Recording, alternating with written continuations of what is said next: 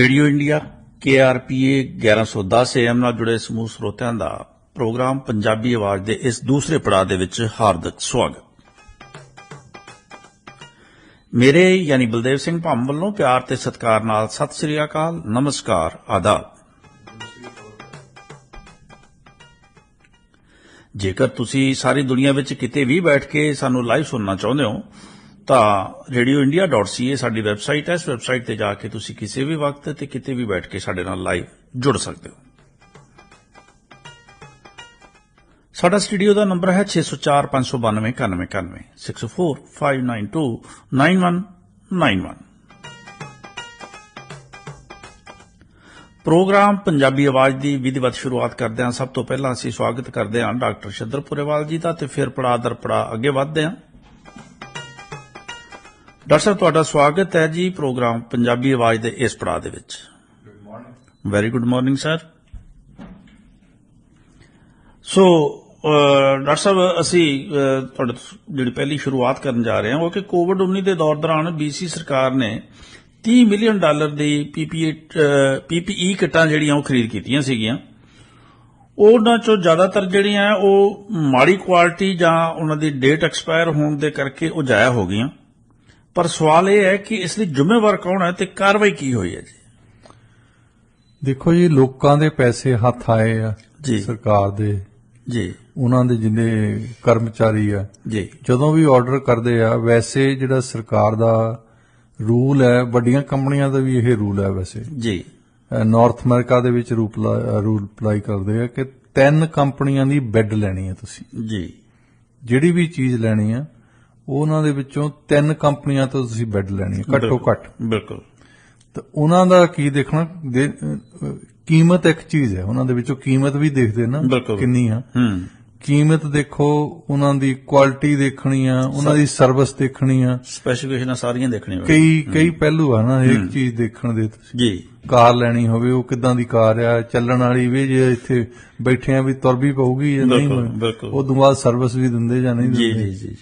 ਤੇ ਉਹ ਮੇਰਾ ਖਿਆਲ ਰੂਲ ਕਈ ਵਾਰੀ ਓਵਰਲੁੱਕ ਕਰ ਜਾਂਦੇ ਆ। ਜੀ, ਲੋਕਾਂ ਦੇ ਪਰਸਨਲ ਕੰਟੈਕਟ ਐਸਟੈਬਲਿਸ਼ ਕੀਤੇ ਹੋਏ ਆ, ਉਹ ਕਿਸੇ ਯਾਰਾਂ ਦੋਸਤਾਂ ਨੂੰ ਜਾਂ ਕੰਪਨੀਆਂ ਨੂੰ ਜਿਹਨਾਂ ਨੂੰ ਜਾਣਦੇ ਆ ਉਹਨਾਂ ਤੋਂ ਆਰਡਰ ਕਰ ਦਿੰਦੇ ਆ। ਜੀ, ਤੇ ਇਹਦੇ ਵਿੱਚ ਜ਼ਰੂਰ ਗੜਬੜ ਹੋਈ ਹੋਣੀ, ਜਿਹੜੀ ਦੱਸ ਤਾਂ ਦਿੱਤਾ ਪਰ ਇਹ ਨਹੀਂ ਦੱਸਿਆ ਵੀ ਅਸੀਂ ਕਰਾਂਗੇ ਕੀ, ਉਹਨਾਂ ਨੂੰ ਇਨਵੈਸਟੀਗੇਸ਼ਨ ਕਰਨੀ ਚਾਹੀਦੀ ਹੈ ਜਾਂ ਨਹੀਂ ਕਰਨੀ ਚਾਹੀਦੀ। ਖੀਸਾ ਤੇਰਾ ਹੱਥ ਮੇਰਾ ਵਾਲੀ ਗੱਲ ਹੈ। ਲੋਕਾਂ ਦੇ ਪੈਸੇ ਆ, ਇਹ ਤਾਂ ਸਿੱਧਾ ਹਿਸਾਬ ਆ ਜੀ। ਇਹ ਉਹਨਾਂ ਨੇ ਪਹਿਲੀ ਗੱਲ ਤੁਸੀਂ ਕਹਿੰਦੇ ਵੀ ਲੋ ਕੁਆਲਿਟੀ ਜੀ ਜਿਹੜੀਆਂ ਕਿਟਸ ਖਰੀਦੀਆਂ ਜੀ, ਤੇ ਤੁਸੀਂ ਬਿਡਿੰਗ ਦੇ ਵਿੱਚੋਂ ਕੀ ਦੇਖਿਆ ਫਿਰ? ਜੀ, ਜਿਹੜੀ ਲੋ ਕੁਆਲਿਟੀ ਜਿਹੜੀ ਦੇਖ ਲਈ, ਪਹਿਲੀ ਇਸ਼ੂ ਇਹ ਹੀ ਆ। ਬਿਲਕੁਲ। ਤਿੰਨੇ ਹੀ ਇੰਨੀਆਂ ਘਟੀਆ ਸੀ, ਜਿੱਦਾਂ ਅੱਜ ਕੱਲ ਅਸੀਂ ਕਹਿੰਦੇ ਕਿ 2 ਬੰਦਿਆਂ ਦੀ ਚੋਣ ਹੁੰਦੀ ਆ, ਕਿਹੜਾ ਬੰਦਾ ਸਭ ਤੋਂ ਘਟੀਆ ਆ ਜੀ ਉਹਨੂੰ ਕੱਢਣਾ ਬਾਹਰ। ਜੀ, ਘਟੀਆ 2 ਹੀ ਆ ਪਰ ਕਿਹੜਾ ਵਧੀਆ ਸਭ ਤੋਂ ਘਟੀਆ ਆ ਇਹ ਵੀ ਸਪਸ਼ਟ ਨਹੀਂ ਕੀਤਾ ਗਿਆ ਜੀ ਕਿ ਜਿਹੜੀ ਹੈ ਉਹ ਪ੍ਰੋਸੀਜਰ ਜਿਹੜਾ ਅਡਾਪਟ ਕੀਤਾ ਕਿ 3 ਬੈੱਡ ਵਾਲਾ ਕਿ ਨਹੀਂ ਕੀਤਾ ਕਿ ਇਕੱਲੇ ਵੀ ਦੇ ਦਿੱਤੀਆਂ। ਉਹ ਤਾਂ ਇਨਵੈਸਟੀਗੇਸ਼ਨ ਤੇ ਪਤਾ ਲੱਗਣਾ ਵੀ ਕਿਹੜੀ ਤੁਸੀਂ ਕ੍ਰਾਈਟੀਰੀਅਨ ਕਿਹੜਾ ਵਰਤਿਆ। ਬਿਲਕੁਲ। ਤੇ ਦੂਸਰੀ ਗੱਲ ਕਹਿੰਦੇ ਕਿ ਬਹੁਤੀਆਂ ਉਹਨਾਂ ਚੋਂ ਐਕਸਪਾਇਰ ਹੋ ਗਈਆਂ ਸੀ ਪਹਿਲਾਂ। ਹੁਣ ਜਦੋਂ ਤੁਸੀਂ ਜਾਂਦੇ ਆ ਆਪਣੀ ਕੋਈ ਵੀ ਚੀਜ਼ ਖਰੀਦਦੇ ਗਰੋਸਰੀ ਸਟੋਰ ਦੇ ਵਿੱਚੋਂ, ਕਿਸੇ ਹੋਰ ਸਟੋਰ ਦੇ ਵਿੱਚੋਂ, ਜੋ ਦਵਾਈਆਂ ਵੀ ਲੈਣ ਜਾਂਦੇ ਆ, ਅਸੀਂ ਵਿਟਾਮਿਨ ਲੈਣ ਜਾਂਦੇ ਆ, ਸਭ ਤੋਂ ਪਹਿਲਾਂ ਬੰਦਾ ਦੇਖਦਾ ਐਕਸਪਾਇਰੀ ਡੇਟ। ਜੀ, ਐਕਸਪਾਇਰੀ ਡੇਟ ਜਿਹੜੀ ਦੇਖਦੇ ਆ ਉਹ ਤਾਂ ਹੀ ਦੇਖਦੇ ਆ ਵੀ ਇਹ ਇੰਨਾ ਚਿਰ ਅਸੀਂ ਘਰ ਰੱਖਾਂਗੇ ਜਾਂ ਕੱਲ ਨੂੰ ਸਵੇਰ ਨੂੰ ਐਕਸਪਾਇਰ ਹੋ ਜਾਣੀ ਜਾਂ ਕੱਲ ਹੋ ਚੁੱਕੀ ਆ। ਜੀ, ਬਿਲਕੁਲ। ਇਹ ਵੀ ਹੁੰਦਾ ਹੈ। 2 ਗੱਲਾਂ ਹੋ ਸਕਦੀਆਂ। ਬਿਲਕੁਲ, ਵੀ ਉਹ ਐਕਸਪਾਇਰ ਹੋਣ ਲੱਗੀ ਆ ਜਾਂ ਹੋ ਚੁੱਕੀ ਆ। ਬਿਲਕੁਲ। ਨਾਰਮਲੀ ਤਾਂ ਅਸੀਂ ਚਾਹੁੰਦੇ ਆ ਵੀ ਸਾਨੂੰ ਹਰ ਇੱਕ ਬੰਦੇ ਨੂੰ ਪਤਾ ਹੋਊਗਾ ਵੀ ਇਹ ਕਿਟਸ ਸਾਡੇ ਕੋਲ 2 ਸਾਲ ਜਾਂ 3 ਸਾਲ ਰਹਿਣੀਆਂ ਜਾਂ ਸਾਲ ਰਹਿਣੀਆਂ, ਵੀ ਉਹਨਾਂ ਚਿਰ ਇਹਨਾਂ ਦੀ ਐਕਸਪਾਇਰੀ ਹੈ ਜਾਂ ਨਹੀਂ। ਬਿਲਕੁਲ। ਤੇ ਇਹਨਾਂ ਨੇ ਮਤਲਬ ਜਿਹਨੇ ਬੰਦੇ ਨੇ ਵੀ ਖਰੀਦੀਆਂ ਉਹਨੇ ਦੇਖਿਆ ਕੀ ਹੈ। ਹੁਣ ਤੁਸੀਂ ਇੱਕ ਵੱਡੇ ਪੱਧਰ ਤੇ ਦੇਖੋ, ਵੈਕਸੀਨ ਪਹਿਲਾਂ ਕੈਨੇਡਾ ਨੇ ਵੈਕਸੀਨ ਕੋਵਿਡ ਦੀ ਤਿਆਰ ਕਰਨ ਲਈ ਆਪਣੀ ਤਿਆਰੀ ਕੀਤੀ ਸੀ ਵੀ ਅਸੀਂ ਆਪਣੀ ਵੈਕਸੀਨ ਕੱਢਣੀ ਆ ਦੂਜਿਆਂ ਦੇਸ਼ਾਂ ਦੀ ਤਰ੍ਹਾਂ। ਜੀ, ਅਸੀਂ ਜਸਟਿਨ ਟਰੂਡੋ ਨੂੰ ਇਹ ਵੀ 100% ਪਤਾ ਹੋਣਾ ਚਾਹੀਦਾ ਉਹਨਾਂ ਦੇ, ਕਮ ਸੇ ਕਮ ਜੇ ਉਹਨਾਂ ਨੂੰ ਨਹੀਂ ਪਤਾ ਨਾ ਤੇ ਉਹਨਾਂ ਦੇ ਜਿਹੜੇ ਅਮਲਾ ਮਾਮਲਾ ਤੁਰਿਆ ਫਿਰਦਾ, ਸਲਾਹਕਾਰ ਜਿਹੜੇ ਸਲਾਹ ਕਰ ਰਿਹਾ ਪ੍ਰਾਈਮ ਮਿਨਿਸਟਰ ਨੂੰ ਕੈਬਨਿਟ ਜਿਹੜਾ ਕੈਬਨਿਟ ਸਾਡੀ ਸੈਕਟਰੀ ਦਾ ਸਾਰਾ ਦਫ਼ਤਰ ਉਹਦੀ ਸਲਾਹ ਲਈ ਬੈਠਾ ਹੈ, ਪ੍ਰਾਈਮ ਮਿਨਿਸਟਰ ਦਾ ਆਪਣਾ ਦਫ਼ਤਰ ਸਾਰੀ ਸਲਾਹ ਲਈ ਬੈਠਾ ਹੈ, ਤੇ ਉਹ ਇਹਨਾਂ ਨੂੰ ਇਹ ਨਹੀਂ ਦੱਸਿਆ ਵੀ ਸਾਡੇ ਚੀਨ ਨਾਲ ਸੰਬੰਧ ਖਰਾਬ ਆ। ਬਿਲਕੁਲ, ਜਿਹੜਾ ਕੋਈ ਅਖਬਾਰ ਵੀ ਪੜ੍ਹਦਾ ਹੋਵੇ ਉਹਨੂੰ ਵੀ ਪਤਾ ਹੋਣਾ। ਬਿਲਕੁਲ, ਇੱਕ ਪ੍ਰਾਈਮ ਮਿਨਿਸਟਰ ਨੂੰ ਨਾ ਪਤਾ ਹੋਵੇ ਉਹ ਪਤਾ ਨਹੀਂ ਕਿੱਦਾਂ ਹੋ ਸਕਦਾ। ਇਹਨਾਂ ਨੇ ਸਲਾਹ ਬਣਾ ਲਈ ਕਿ ਅਸੀਂ ਦੋ ਜਣੇ ਰਲ ਕੇ ਇਹ ਵੈਕਸੀਨ ਕੱਢਦੇ ਹਾਂ। ਸਾਡੇ ਕੰਪਨੀਆਂ ਵੀ ਸ਼ੁਰੂ ਕਰਤੀ, ਉਹਨਾਂ ਦੀਆਂ ਕੰਪਨੀਆਂ ਨੇ ਵੀ ਸ਼ੁਰੂ ਕਰ ਦਿੱਤੀ, ਤੇ ਉਹ ਗੇਮ ਖੇਲਦੇ ਸੀ ਕਿ ਉਹ ਹਾਲੇ ਕਿ ਵਾਈਵੇ ਦੀ ਜਿਹੜੀ ਫਾਈਨੈਂਸ਼ੀਅਲ ਆਫੀਸਰ ਸੀ ਉਹਨੂੰ ਅਰੈਸਟ ਕੀਤਾ ਸੀ ਕੈਨੇਡਾ ਵਾਲਿਆਂ ਨੇ, ਤੇ ਸਬੰਧ ਬਹੁਤ ਹੀ ਵਿਗੜੇ ਹੋਏ ਸੀ ਜੀ, ਤੇ ਉਹ ਵੈਸੇ ਵੀ ਮੂਡ 'ਚ ਸੀਗੇ ਵੀ ਕੈਨੇਡਾ ਨੂੰ ਇੱਕ ਲੈਸਨ ਦੇਵਾਂਗੇ ਅਸੀਂ ਜੀ। ਇਹਨਾਂ ਨੇ ਇਨੀਸ਼ੀਅਲ ਰਿਸਰਚ ਕਰ ਲਈ, ਸਾਡੀਆਂ ਕੰਪਨੀਆਂ ਨੇ ਵੀ ਕੀਤੀ, ਯੂਨੀਵਰਸਿਟੀਜ਼ ਵੀ ਲੱਗੀਆਂ ਰਹੀਆਂ, ਤੇ ਫਿਰ ਜੁਲਾਈ ਦੇ ਵਿੱਚ ਜਦੋਂ ਬਾਕੀ ਦੇਸ਼ਾਂ ਦੇ ਵਿੱਚੋਂ ਇਹ ਖਬਰਾਂ ਆਉਣ ਲੱਗ ਪਈਆਂ ਵੀ ਉਹਨਾਂ ਨੇ ਬਹੁਤ ਛੇਤੀ ਉਹਨਾਂ ਨੇ ਕੋਈ ਨਵੀਂ ਵੈਕਸੀਨ ਕੱਢ ਦੇਣੀ ਆ ਜੀ। ਯੂਐਸ ਦੇ ਵਿੱਚ ਵੀ ਇਹ ਲੱਗੇ ਸੀ, ਮੋਡਰਨਾ ਵਾਲੇ, ਫਾਈਜ਼ਰ ਵਾਲੇ ਜਰਮਨੀ ਦੇ ਵਿੱਚ ਲੱਗੇ ਸੀ, ਤੇ ਇੰਗਲੈਂਡ ਵਾਲਿਆਂ ਦੇ ਕੋਲ ਸੀ, ਇੰਡੀਆ ਵਾਲਿਆਂ ਦੇ ਵੀ ਵੈਰੀ ਕਲੋਜ਼ ਜੀ, ਰਸ਼ੀਆ ਵਾਲਿਆਂ ਦੇ ਕੋਲ ਸੀ, ਚੀਨ ਵਾਲਿਆਂ ਦੇ ਕੋਲ। ਚੀਨ ਨੇ ਸਾਨੂੰ ਡੇਟਾ ਜਿਹੜਾ ਸ਼ੇਅਰ ਕਰਨਾ ਬੰਦ ਕਰਤਾ, ਕਿਉਂਕਿ ਉਹ ਪੁਰਾਣੀ ਉਹਨਾਂ ਦੀ ਤਾਂ ਲੱਗਦੀ ਸੀ ਸਾਡੇ ਨਾਲ। ਬਿਲਕੁਲ, ਉਹ ਕਹਿੰਦੇ ਕਿ ਐਕਸਪਰਟ ਪੁੱਛਣ ਲੱਗੇ ਵੀ ਸਾਡੇ ਪ੍ਰਾਈਮ ਮਿਨਿਸਟਰ ਨੂੰ ਹੁਣ ਪਤਾ ਲੱਗਾ ਵੀ ਚੀਨ ਵਾਲਿਆਂ ਦੀ ਸਾਡੇ ਨਾਲ ਦੁਸ਼ਮਣੀ ਹੋ ਰਹੀ ਹੈ। ਬਿਲਕੁਲ, ਬਿਲਕੁਲ। ਹੁਣ ਇਹਨਾਂ ਨੇ ਨਹੀਂ ਦਿੱਤਾ ਡੇਟਾ, ਉਹਨਾਂ ਨੇ ਸਾਨੂੰ ਪਹਿਲਾਂ ਹੀ ਪਤਾ ਸੀ ਵੀ ਡੇਟਾ ਨਹੀਂ ਦੇਣਾ, ਤੇ ਫਿਰ ਕੈਨੇਡਾ ਉਹਨਾਂ ਦੇਸ਼ਾਂ ਦੇ ਵਿੱਚੋਂ ਸੀ ਜਿਨ੍ਹਾਂ ਨੇ ਕਾਫੀ ਰਿਸਰਚ ਕੀਤੀ ਪਰ ਕਿਸੇ ਸਿੱਟੇ ਤੇ ਨਹੀਂ ਪਹੁੰਚੀ। ਉਸ ਰਿਸਰਚ ਲਈ ਜਿਹੜੇ ਸੁਣਦੇ ਲੋਕੀ ਇਹਨਾਂ ਦੇ ਟੈਕਸ ਡਾਲਰ ਗਏ, ਜੀ ਜੀ, ਸਾਰਿਆਂ ਦੇ ਟੈਕਸ ਡਾਲਰ ਤਾਂ ਗਏ ਨਾ, ਜਾਇਆ ਗਏ। ਅੱਛਾ, ਫਿਰ ਇਹਨਾਂ ਨੂੰ ਨੱਠ ਦੌੜ ਪਈ ਇੱਕਦਮ ਜੀ ਕਿ ਵੈਕਸੀਨ ਆਪਣੀ ਤਾਂ ਹੈ ਨਹੀਂ ਗੀ, ਤੇ ਦੂਸਰੀਆਂ ਵੈਕਸੀਨ ਫਿਰ ਉਹਨਾਂ ਤੋਂ ਲੈਣੀਆਂ ਕਿੱਦਾਂ ਆ। ਉਸ ਸਮੇਂ ਤਾਈਂ ਸਾਰੇ ਦੇਸ਼ਾਂ ਨੇ ਜਿਨ੍ਹਾਂ ਦੇ ਕੋਲ ਆਪਣੀ ਜਿਨ੍ਹਾਂ ਤਾਂ ਆਪਣੀ ਡਿਵੈਲਪ ਕਰਦੇ ਸੀ, ਜਿੱਦਾਂ ਮੋਡਰਨਾ ਵਾਲਿਆਂ ਨੇ ਯੂਐਸ ਦੀ ਡਿਵੈਲਪਮੈਂਟ ਕੀਤੀ ਆ, ਤੇ ਯੂਐਸ ਗਵਰਨਮੈਂਟ ਨੇ ਉਹਨਾਂ ਨੂੰ ਪ੍ਰਾਈਵੇਟ ਕੰਪਨੀਆਂ ਉਹਨਾਂ ਨੂੰ ਬਹੁਤ ਪੈਸੇ ਦਿੱਤੇ, ਇਸ ਕਰਕੇ ਵੀ ਸਾਰੇ ਅਮਰੀਕਨਜ਼ ਲਈ ਤੁਸੀਂ ਵੈਕਸੀਨ ਬਣਾਉਣੀ ਆ, ਸਭ ਤੋਂ ਪਹਿਲਾਂ ਅਮਰੀਕਾ ਵਾਲਿਆਂ ਦੇ ਆਪਣੇ ਸਿਟੀਜ਼ਨ ਲਈ ਬਣਾਉਣੀ ਆ ਜੀ, ਫਿਰ ਅਸੀਂ ਦੂਸਰਿਆਂ ਤੁਸੀਂ ਵੇਚ ਸਕਦੇ ਆ, ਕਿਸੇ ਮੁਲਕ ਨੂੰ ਵੀ ਵੇਚ ਸਕਦੇ ਆ, ਪਰ ਸਭ ਤੋਂ ਪਹਿਲਾਂ ਸਾਡੀ ਲੋੜ ਪੂਰੀ ਕਰੇ।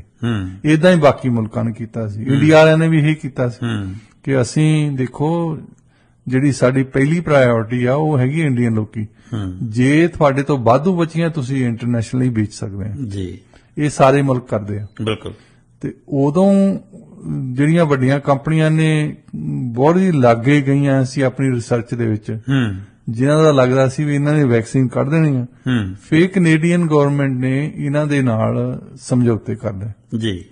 ਸਮਝੌਤਾ ਕੀ ਕਰਨਾ ਸੀ, ਉਹਨਾਂ ਦੀ ਤਾਂ ਵਿਕ ਚੁੱਕੀਆਂ ਸੀ ਉਹਨਾਂ, ਤੇ ਅੱਜ ਤਾਈਂ ਇਹ ਰੈਵੋਲੂਸ਼ਨ ਨਹੀਂ ਆਈ, ਕਿਸੇ ਵੀ ਪਾਰਟੀ ਨੇ ਮੰਗ ਨਹੀਂ ਕੀਤੀ ਵੀ ਤੁਸੀਂ ਦੱਸੋ ਸਹੀ ਵੀ ਕਿੰਨੇ ਵਾਧੂ ਪੈਸੇ ਦਿੱਤੇ ਆ। ਇੱਕ ਸ਼ਰਤ ਤਾਂ ਉਹਨਾਂ ਦੀ ਲੱਗਦਾ ਹੈ, ਜਿੱਦਾਂ ਹੁਣ ਕਹਿੰਦੇ ਨੇ ਵੀ ਜੇ ਤੁਸੀਂ ਤੁਰੇ ਜਾਂਦੇ ਆ ਖੂਹ ਵੱਲ ਨੂੰ ਤਾਂ ਅਖੀਰ ਚ ਖੂਹ ਚ ਡਿੱਗੋਗੇ ਜੇ ਦੇਖਦੇ ਨਹੀਂ।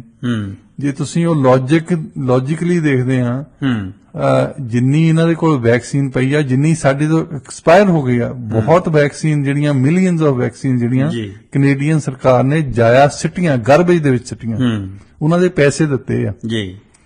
ਇੱਕ ਤਾਂ ਇਹਨਾਂ ਨੂੰ ਸਭ ਤੋਂ ਮਹਿੰਗੀ ਮਿਲੀ ਹੋਣੀ ਆ, ਕਿਉਂਕਿ ਜਦੋਂ ਕੰਪਨੀਆਂ ਨੂੰ ਪਤਾ ਆ ਵੀ ਇਹਨਾਂ ਨੂੰ ਲੋੜ ਆ, ਉਸ ਵੇਲੇ ਕੰਪਨੀਆਂ ਮਹਿੰਗੀ ਤੁਹਾਨੂੰ ਵੈਕਸੀਨ ਦਿੰਦੀਆਂ, ਜਿੰਨੀ ਜਹਾਜ਼ ਦੀ ਟਿਕਟ ਨੇੜੇ ਹੋਊਗੀ ਉਨੀ ਮਹਿੰਗੀ, ਜਦੋਂ ਉਹਨਾਂ ਦੀਆਂ ਵਿਕਦੀਆਂ ਨਹੀਂ ਹੁੰਦੀਆਂ ਉਸ ਵੇਲੇ ਉਹ ਸਸਤੀ ਦਿੰਦੇ।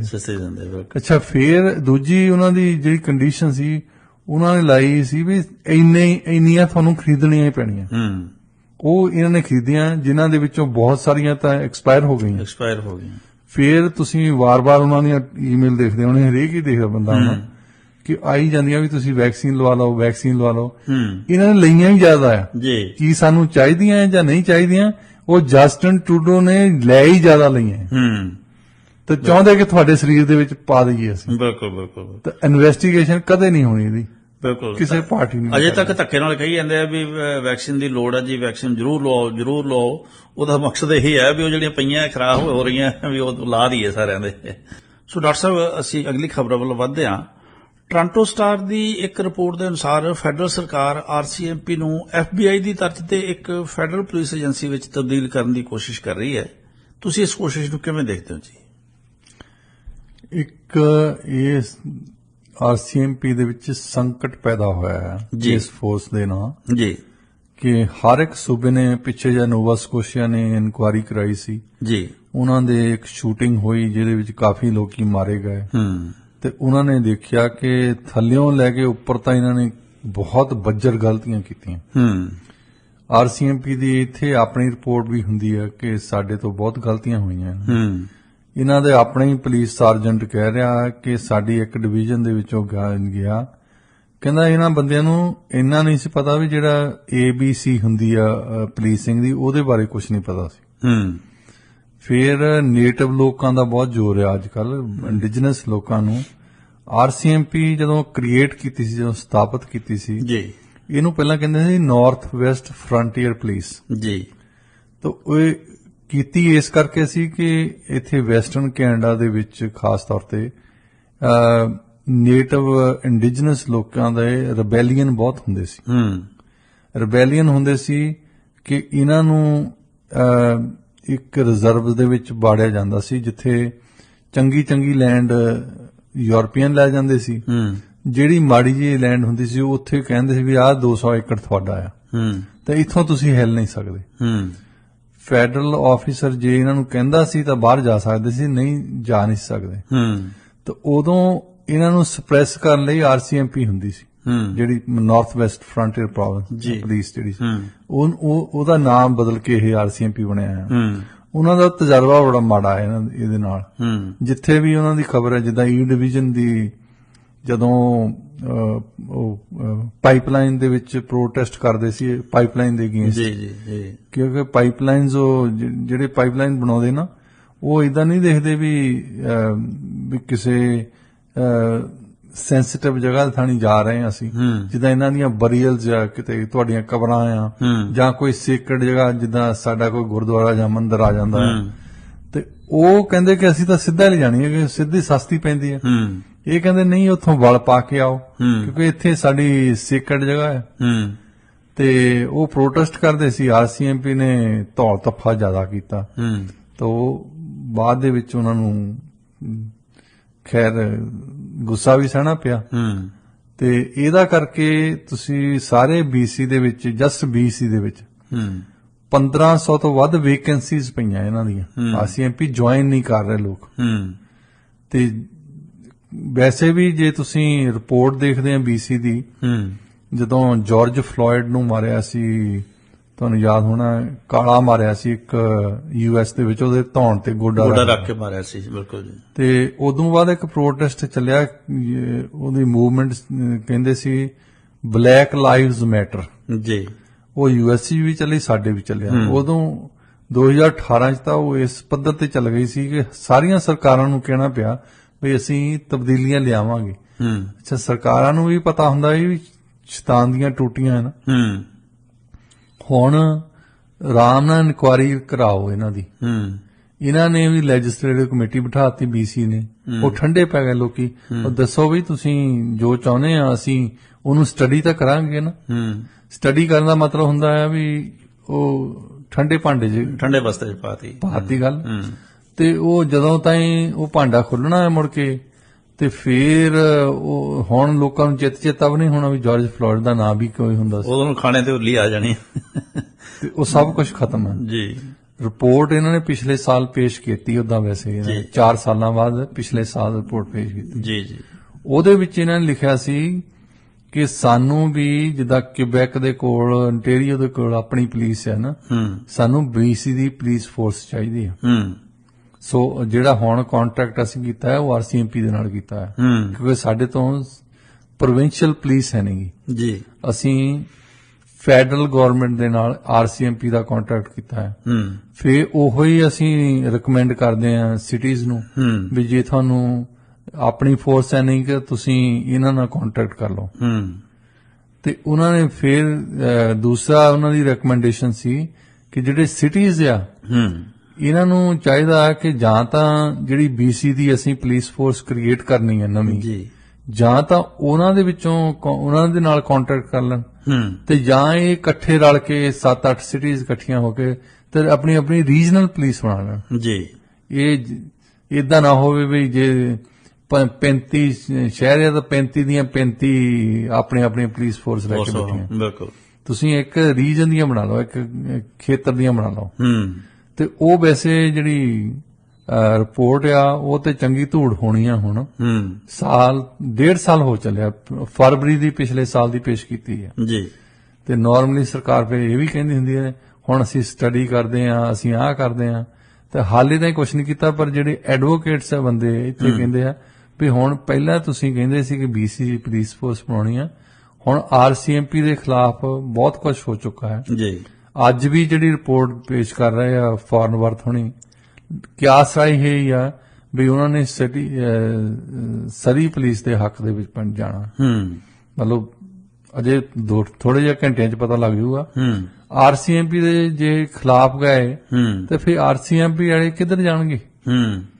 ਇਹਨਾਂ ਦੇ ਖਿਲਾਫ ਮਤਲਬ ਕਈ ਸ਼ਹਿਰ ਆ ਤੇ ਕਈ ਸੂਬੇ ਆ ਇਹਨਾਂ ਦੇ ਜਿਹੜੇ ਸਵਾਲੀਆ ਚੈਨਲ ਲਾਉਂਦੇ ਆ ਹੁਣ ਵੀ ਜਿਹੜੀ ਇਹ ਫੋਰਸ ਆ ਇਹ ਕਮਿਊਨਿਟੀ ਪੁਲਿਸਿੰਗ ਲਈ ਵਧੀਆ ਨਹੀਂ ਮਾਡਲ। ਕਿਉਂਕਿ RCMP ਜਦੋਂ ਬਣੀ ਵੀ ਸੀ ਇਹਨੂੰ ਪੈਰਾਮਿਲਟਰੀ ਫੋਰਸ ਬਣਾਇਆ ਸੀ ਜੀ। ਉਹ ਪੈਰਾਮਿਲਟਰੀ ਦੀ ਜਿਹੜੀ ਮੈਂਟੈਲਿਟੀ ਚੇਂਜ ਕਰਕੇ, ਉਹਦੀ ਟ੍ਰੇਨਿੰਗ ਚੇਂਜ ਕਰਕੇ ਤੁਸੀਂ ਕਮਿਊਨਿਟੀ ਪੁਲਿਸ ਬਣਾਉਣੀ ਹੈ ਨਾ, ਉਹ ਬਹੁਤ ਔਖਾ ਕੰਮ ਹੈ। ਹੁਣ ਸਾਡੇ ਜੇ ਕਮਿਊਨਿਟੀ ਪੁਲਿਸਿੰਗ ਦਾ ਵੈਸੇ ਇਹ ਕਨਸੈਪਟ ਆ ਵੀ ਜਦੋਂ ਸਿਟੀ ਅਫਸਰੀ ਨੇ ਆਪਣੀ ਪੁਲਿਸ ਬਣਾਉਣੀ ਆ ਤੇ ਜ਼ਿਆਦਾ ਰਿਕਰੂਟਮੈਂਟ ਵੀ ਇੱਥੇ ਹੋਣੇ ਆ। ਜਿਹੜੇ ਬੱਚੇ ਸਕੂਲਾਂ ਦੇ ਵਿੱਚ ਪੜ੍ਹਦੇ ਆ ਉਹਨਾਂ ਨੂੰ ਪਤਾ ਹੀ ਹੁੰਦਾ ਵੀ ਕਿਹੜਾ ਬੱਚਾ ਇਲਤਾਂ ਕਰਦਾ ਆ, ਕਿਹੜਾ ਬੱਚਾ ਚੰਗਾ ਆ, ਉਹਨਾਂ ਦੇ ਨਾਲ ਪੜ੍ਹੇ ਲਿਖੇ ਆ। ਉਹਨਾਂ ਨੂੰ ਆਪਣੇ ਨੇਬਰਹੁੱਡ ਦਾ ਪਤਾ ਹੁੰਦਾ, ਉਹ ਦੂਸਰੇ ਨੇਬਰਹੁੱਡ ਦੇ ਬੱਚਿਆਂ ਨਾਲ ਗੱਲ ਕਰਦੇ ਆ ਜੀ। ਤਾਂ ਉਹਨਾਂ ਨੂੰ ਸ਼ਹਿਰ ਦੀ ਜਾਣਕਾਰੀ ਹੁੰਦੀ ਹੈ ਪੂਰੀ। ਹੁਣ ਇੱਥੇ ਤੁਸੀਂ ਇੱਕ ਕਿਊਬੈਕ ਤੋਂ ਬੰਦਾ ਲਿਆ ਕੇ ਲਾ ਦੋ ਜਿਹਨੂੰ ਪਤਾ ਹੀ ਨਹੀਂ ਹੈ ਵੀ ਸਿਟੀ ਆਫ ਸਰੀ ਦੇ ਕੀ ਪ੍ਰੋਬਲਮਸ ਆ, ਕਿਹੜੇ ਬੰਦੇ ਆ ਇੱਥੇ। ਫਿਰ ਉਹਨੂੰ ਇਹ ਆਸ ਰਹਿੰਦੀ ਆ ਵੀ ਚੱਲ 3 ਸਾਲ ਤਾਂ ਮੈਨੂੰ ਲਾਉਣੇ ਹੀ ਪੈਣੇ ਆ, 3 ਸਾਲਾਂ ਬਾਅਦ ਮੇਰੀ ਟ੍ਰਾਂਸਫਰ ਮੈਂ ਕਿਊਬੈਕ ਕਰਾ ਲੂੰਗਾ ਵਾਪਸ। ਤੇ ਉਹ 3 ਸਾਲ ਫਿਰ ਸੁੱਤੇ ਰਹਿੰਦੇ, ਉਹਦੀ ਝਾਕ ਉਧਰੇ ਰਹਿੰਦੀ ਆ। ਉਹਨਾਂ ਦੀ ਝਾਕ ਆਪਣੇ ਕੰਮ 'ਚ ਨਹੀਂ ਹੈ, ਬਾਕੀ ਗੱਲਾਂ ਦੇਖਦੇ ਵੀ ਅਸੀਂ ਵਾਪਸ ਆਪਣੇ ਸ਼ਹਿਰ ਕਦੋਂ ਜਾਵਾਂਗੇ।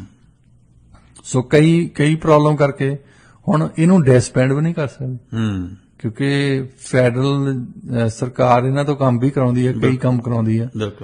ਤੇ ਹੁਣ ਉਹਨਾਂ ਨੇ ਸੋਚਿਆ ਕਿ ਟੋਰਾਂਟੋ ਸਟੋਰ ਦੀ ਜਿਹੜੀ ਖਬਰ ਆ ਇਹਨਾਂ ਨੂੰ ਕੋਈ ਅੰਦਰੋਂ ਖਾਤੇ ਪਤਾ ਲੱਗਾ ਹੋਣਾ ਤਾਂ ਹੀ ਉਹਨਾਂ ਨੇ ਖਬਰ ਦਿੱਤੀ, ਕਾਫੀ ਮੇਜਰ ਅਖਬਾਰ ਆ।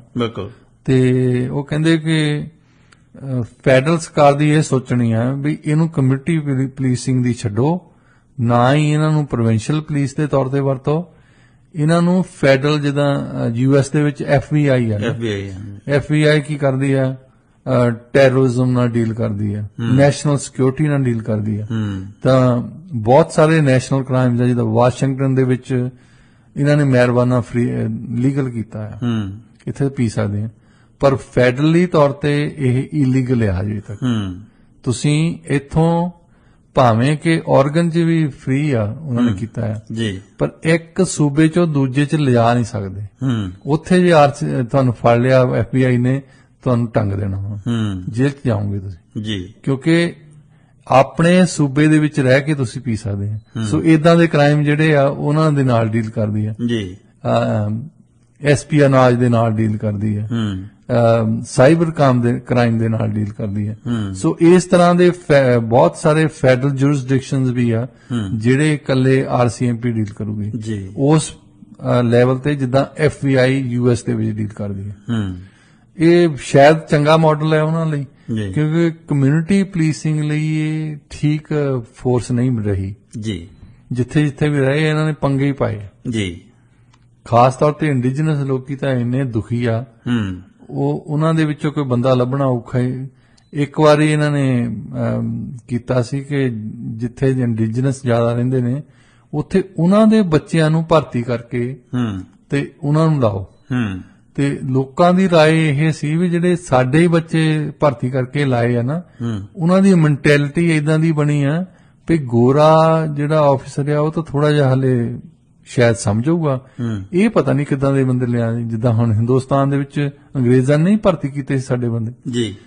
ਜਲਿਆਂਵਾਲੇ ਬਾਗ ਦੇ ਵਿੱਚ ਗੋਲੀ ਚਲਾ ਕੇ ਬੰਦੇ ਮਾਰੇ ਜਿਹੜੇ ਆ, ਉਹ ਅੰਗਰੇਜ਼ਾਂ ਨੇ ਤਾਂ ਨਹੀਂ ਮਾਰੇ, ਬਿਲਕੁਲ ਉਹ ਤਾਂ ਆਪਣਿਆਂ ਨੇ ਹੀ ਮਾਰੇ। ਫੌਜੀ ਦੇ ਸਾਡੇ ਸੀ, ਸਾਡੇ ਫੌਜੀ ਸੀ। ਹਰ ਇੱਕ ਥਾਂ ਦੇ ਜਿਹੜੇ ਭਗਤ ਸਿੰਘ ਨੂੰ ਟੰਗਿਆ ਹੋਣਾ ਸੂਲੀ ਤੇ, ਉਹ ਬੰਦਾ ਫਾਹੇ ਦੇਣ ਵਾਲਾ ਤਾਂ ਆਪਣਾ ਹੀ ਬੰਦਾ ਸੀ। ਬਿਲਕੁਲ ਜਿਹੜੇ ਛੋਟੇ ਪੱਧਰ ਤੇ ਬੰਦੇ ਲਿਆਂਦੇ ਸੀ ਉਹ ਇਹੀ ਸੀ। ਇਹਨਾਂ ਨੇ ਆਰਸੀਐਮਪੀ ਦਾ ਬੰਦਾ ਚਾਹੇ ਕੋਈ ਵੀ ਹੋਵੇ, ਇੱਥੇ ਪੰਜਾਬੀ ਦੇਖ ਲਓ ਤੁਸੀਂ ਆਰਸੀਐਮਪੀ ਦੇ ਵਿੱਚ ਜਿਹੜੇ ਉਹ ਇਦਾਂ ਪੇਸ਼ ਆਉਂਦੇ ਆ ਵੀ ਜਿੱਦਾਂ ਅਸੀਂ ਕਲੋਨੀਅਲ ਮਾਸਟਰਸ ਬੈਠੇ ਹੁੰਦੇ, ਕਿਉਂਕਿ ਸੰਸਥਾ ਨੇ ਇੱਕ ਮੈਂਟੈਲਿਟੀ ਪੇਸ਼ ਬਣਾਈ ਆ ਵੀ ਆ ਇਦਾਂ ਇਹਨਾਂ ਨੂੰ ਹੈਂਡਲ ਇਦਾਂ ਕਰਨਾ, ਤੇ ਉਹੀ ਤਰੀਕਾ ਉਹ ਬਣਾਉਂਦੇ ਆ ਤੇ ਕਹਿੰਦੇ ਨੇ ਸਕਿਨ ਕਲਰ ਜਿਹੜਾ ਮਰਜ਼ੀ ਹੋਵੇ। ਬਿਲਕੁਲ ਜੀ। ਸੋ ਡਾਕਟਰ ਸਾਹਿਬ ਅਗਲੀ ਖਬਰ ਹੈ ਸਾਡੀ ਕਿ ਲਾਸ ਐਂਜਲਸ ਦੀ ਇੱਕ ਔਰਤ ਆਪਣੇ ਪਿਆਰ ਦੀ ਖੋਜ ਵਾਸਤੇ ਸੋਸ਼ਲ ਮੀਡੀਆ ਤੇ ਆਫਰ ਕਰ ਰਹੀ ਹੈ ਕਿ ਉਹਦੇ ਪਤੀ ਨੂੰ ਲੱਭ ਕੇ ਲਿਆਉਣ ਦੇ ਬਦਲੇ ਉਹ $1000 ਦੀ ਜਿਹੜਾ ਉਹ ਦੇਊਗੀ ਤੁਹਾਨੂੰ। ਔਰ ਇਹ ਕੀ ਕਹਾਣੀ ਕੀ ਹੈ ਜੀ? ਟਿਕਟੌਕ ਨੇ ਅੱਜ ਕੱਲ ਵਿਊਅਰਸ਼ਿਪ ਦਾ ਇੰਨਾ ਰੌਲਾ ਪਾਇਆ ਨਾ, ਲੋਕੀ ਚਾਹੁੰਦੇ ਕਿ ਸਾਡੇ ਟਿਕਟੌਕ ਦੇ ਵਿੱਚ ਏਦਾਂ ਦੇ ਕੰਮ ਕਰਦੇ ਆ ਜਿਹੜੇ ਤੁਸੀਂ ਮਤਲਬ ਸ਼ਰਮ ਆਉਂਦੀ ਦੇਖਣ ਵਾਲੇ ਨੂੰ ਵੀ, ਜਿਹੜੇ ਕਰਦੇ ਆ ਉਹ ਕਰਦੇ ਆ ਇਸ ਕਰਕੇ ਵੀ ਸਾਨੂੰ ਵਿਊਅਰਸ਼ਿਪ ਜ਼ਿਆਦਾ ਮਿਲਦੀ ਹੈ। ਤਾਂ ਇਹ ਵੀ ਇੱਕ ਸਕੀਮ ਬਣਾਈ ਕਿਸੇ ਨੇ। ਇਦਾਂ ਕੁਝ ਔਰਤਾਂ ਨੇ ਪਿੱਛੇ ਜਿਹਾ ਵੀ ਕੀਤਾ ਸੀ, ਹੁਣ ਇਹਨੇ ਥੋੜੇ ਜਿਹੇ ਪੈਸੇ ਜ਼ਿਆਦਾ ਕਰਤੇ ਬਈ $1000 ਦੇਊਗੀ, ਮੈਨੂੰ ਕੋਈ ਪਤੀ ਚਾਹੀਦਾ ਹੈ। ਜੇ ਪਤੀ ਚਾਹੀਦਾ ਤਾਂ ਵੀ ਇੱਥੇ ਰਹਿੰਦੇ ਹੋਣੇ ਬੰਦੇ ਵੀ ਤਾਂ ਰਹਿੰਦੇ ਹੀ ਆ, ਤੁਸੀਂ ਲੈ ਲਓ। ਪਰ ਉਹ ਅਸਲੀ ਕੰਮ ਪਤੀ ਢੂੰਡਣਾ ਨਹੀਂ, ਅਸਲੀ ਕੰਮ ਤਾਂ ਹੈਗਾ ਵੀ ਵਿਊਅਰਸ਼ਿਪ ਲੈਣੀ। ਢੂੰਡਣੇ ਉਹ ਆ, ਉਹਨਾਂ ਤੇ ਲਾ ਦੇਵੇ ਐਡ, ਫ੍ਰੀ ਐਡ ਆ ਇਹ, ਸਮਝ ਲਓ ਉਹਦੇ ਲਈ। ਤੇ ਜਿੰਨੇ ਹੀ ਉਹਨੂੰ ਜ਼ਿਆਦਾ ਵਿਊਅਰਸ਼ਿਪ ਮਿਲਣਗੇ ਉਹਨੇ ਪੈਸੇ ਬਣਾਉਣੇ ਆ। ਐਗਜ਼ੈਕਟਲੀ। ਤੇ ਆ ਪਿੱਛੇ ਜਾਏ ਇੰਡੀਆ ਦੇ ਵਿੱਚ ਵੀ ਪੰਜਾਬੀ ਅਖਬਾਰਾਂ ਦੇ ਵਿੱਚ ਵੀ ਪੜ੍ਹਦਾ ਸੀ, ਗੋਰੀ ਆਈ ਆ ਪਿਆਰ ਲੱਭਦੀ ਫਿਰਦੀ ਆ, ਉਹਨੇ ਟਿਕਟੌਕ ਤੇ ਪਾਇਆ ਸੀ ਬਸ।